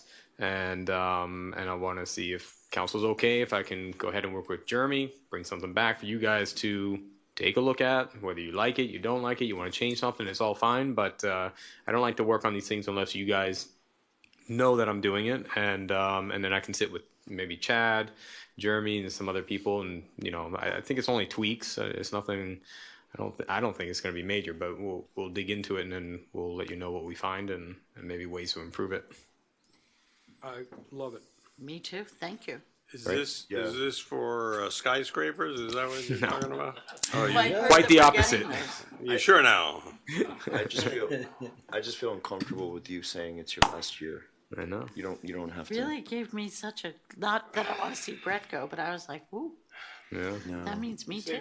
Same minor. We passed this 2040 plan, which had a lot to do with that. So is this going to basically start incorporating some of that into we'll look at it and see what some of that stuff is very ambitious and some of it may not be able to be incorporated. So we'll definitely look at that and see what the concepts are and see how they could be incorporated. I don't think it always comes out the way that it was thought, but I'm not saying, I'm just, but yeah. I'm not going there. But we're going to be we're going to be looking at. Howard. But I would say the main concepts that we have to look at is obviously flooding and resiliency issues that we have. We have connectivity and getting pedestrian experience improved, and obviously we've seen some buildings already approved along the streets that look quite large and quite big for such a small town. So I think we have to look at ways that, and I'm not saying reducing square footage, but there can be very creative ways architecturally to, put policy in order to make things feel less intrusive, less large, and a little bit more modest to the community. So I think, we're not looking at making things look bigger and be bigger. We're actually quite the opposite. What we can do to formulate and keep the characteristic excellent in Key Biscayne. Excellent. Thank you. That's great. Thank you. Water quality, Allison. Yeah, so I just had some residents asking me about when the village puts out notices or doesn't, and when they see things from Surfrider or Miami Waterkeeper with respect to swimming conditions in Key Biscayne or Crandon Park down into the village, or even just Crandon Park. And I just wondered if, and honestly, I did call the manager and we didn't connect, so I probably should have waited on this. So if they're not really ready to talk about it, we could wait till our next meeting, because we're all also tired. But if maybe we could maybe that's what I'll do. Could you, for our next meeting, let us know what our communications policy is for how we communicate the issues of beach closings, for whoever's doing the readings, because I think obviously people get nervous. Well, I think we can address it now. Okay. Let's just address it. I think, look, one of the things is trying to prove a negative, right, and trying to announce a negative. So we're very hesitant to, when something comes out at Crandon Park that says we have an issue, that we turn around and say there is no issue, right? And because, at some point adults need to be adults and make a decision that if, 100 meters up the beach that there's an issue, then maybe we have an issue. We have a different person who does our inspections. That's why I asked Rowan to come up. Department of Health does it up at Crandon Park. We have the water keepers who does ours. So I'll let Rowan kind of talk how that process goes through. And then we can talk about how the best way is to communicate that. Thank you. Sure. So the DOH does sample the beaches weekly at Crandon. They also have a station off, I believe it's the beach park, and they have something off of Bill Baggs. We also have complemented their monitoring program with 2 Oceanside stations, one at the beach park, kind of like as a check on the DOH, and one around Silver Sands, Key Colony. The DOH, if they have an exceedance, then issues a swim advisory. Department of Health for The Department of Health, yeah. If and waterkeepers, Miami Waterkeepers samples at a different day of the week than the Department of Health. If Miami Waterkeepers gets an exceedance, they notify on the Swim Guide app that there was an exceedance, and then they go out the next day and sample again to see if there was an exceedance. And if there is, then they go the next day and sample again. And it's always posted on the Swim Guide app. We don't necessarily issue a communication through Village Connect. It's really done through the Swim Guide app. I wonder if there's some way to make it easier for residents to have access to the Swim Guide app, if we could maybe have like a link on the website. I know people are used to going now to the website to look at the beach cam to see what's going on. Maybe if near the beach cam, we could have a link to that website so that people had, the same place to go all the time to get the information. I believe that on our website relative to beach and sampling, there is a link to the Swim Guide app. I believe, I'm not sure. I'll check tomorrow. And, in the beach park, we could certainly put up a sign or something, relative to water quality monitoring with like a QR code or something like that. Yeah, that would be great. And they can maybe, nab the QR code and then go to the Swim Guide app and download it. But if you haven't used the Swim Guide app, it might be worth just downloading it to your phone just to see how it works, because it's really pretty effective. Excuse me. And I believe that they also report the DOH stations on the Swim Guide app. Maybe we could then do a Village Connect or, you know, the Instagram posts periodically, like we're getting back to that FYI or whatever, did you know? Where we send out the link for the swim guide, just so that we do get our residents used to using it. And I just want to make sure that people feel that and we've all had the same experience, when as soon as you think you've told the public 10 times too many, you realize you've barely started to reach people. Right.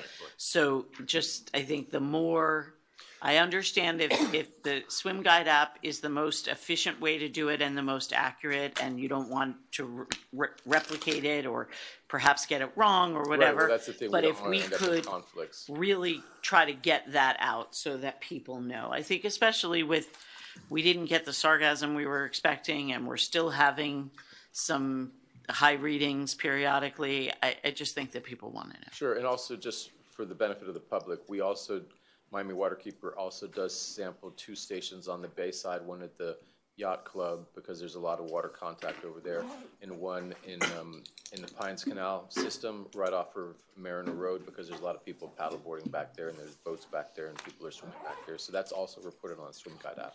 Great. We'll look at that. We'll get something out this week on that. Also want to put a plug in for VKB 311. It's all, the swim app is also on that as well. Great. So it is on our website. It is on VKB 311. So if you all could help us again to get the word out, we'll do the same from our end as well. Great. Thank you very much. And thanks for on the fly like that. Sure. Thank you. Okay, for the go to the order, anybody else? Remember our budget hearings, September 12th and September 26th. Now is the time to be talking to Benjamin and getting yourselves acquainted with all the material if you haven't done so already. And looking at the budget online. Looking at the budget online, okay. And a half. A month and a half online. Yep.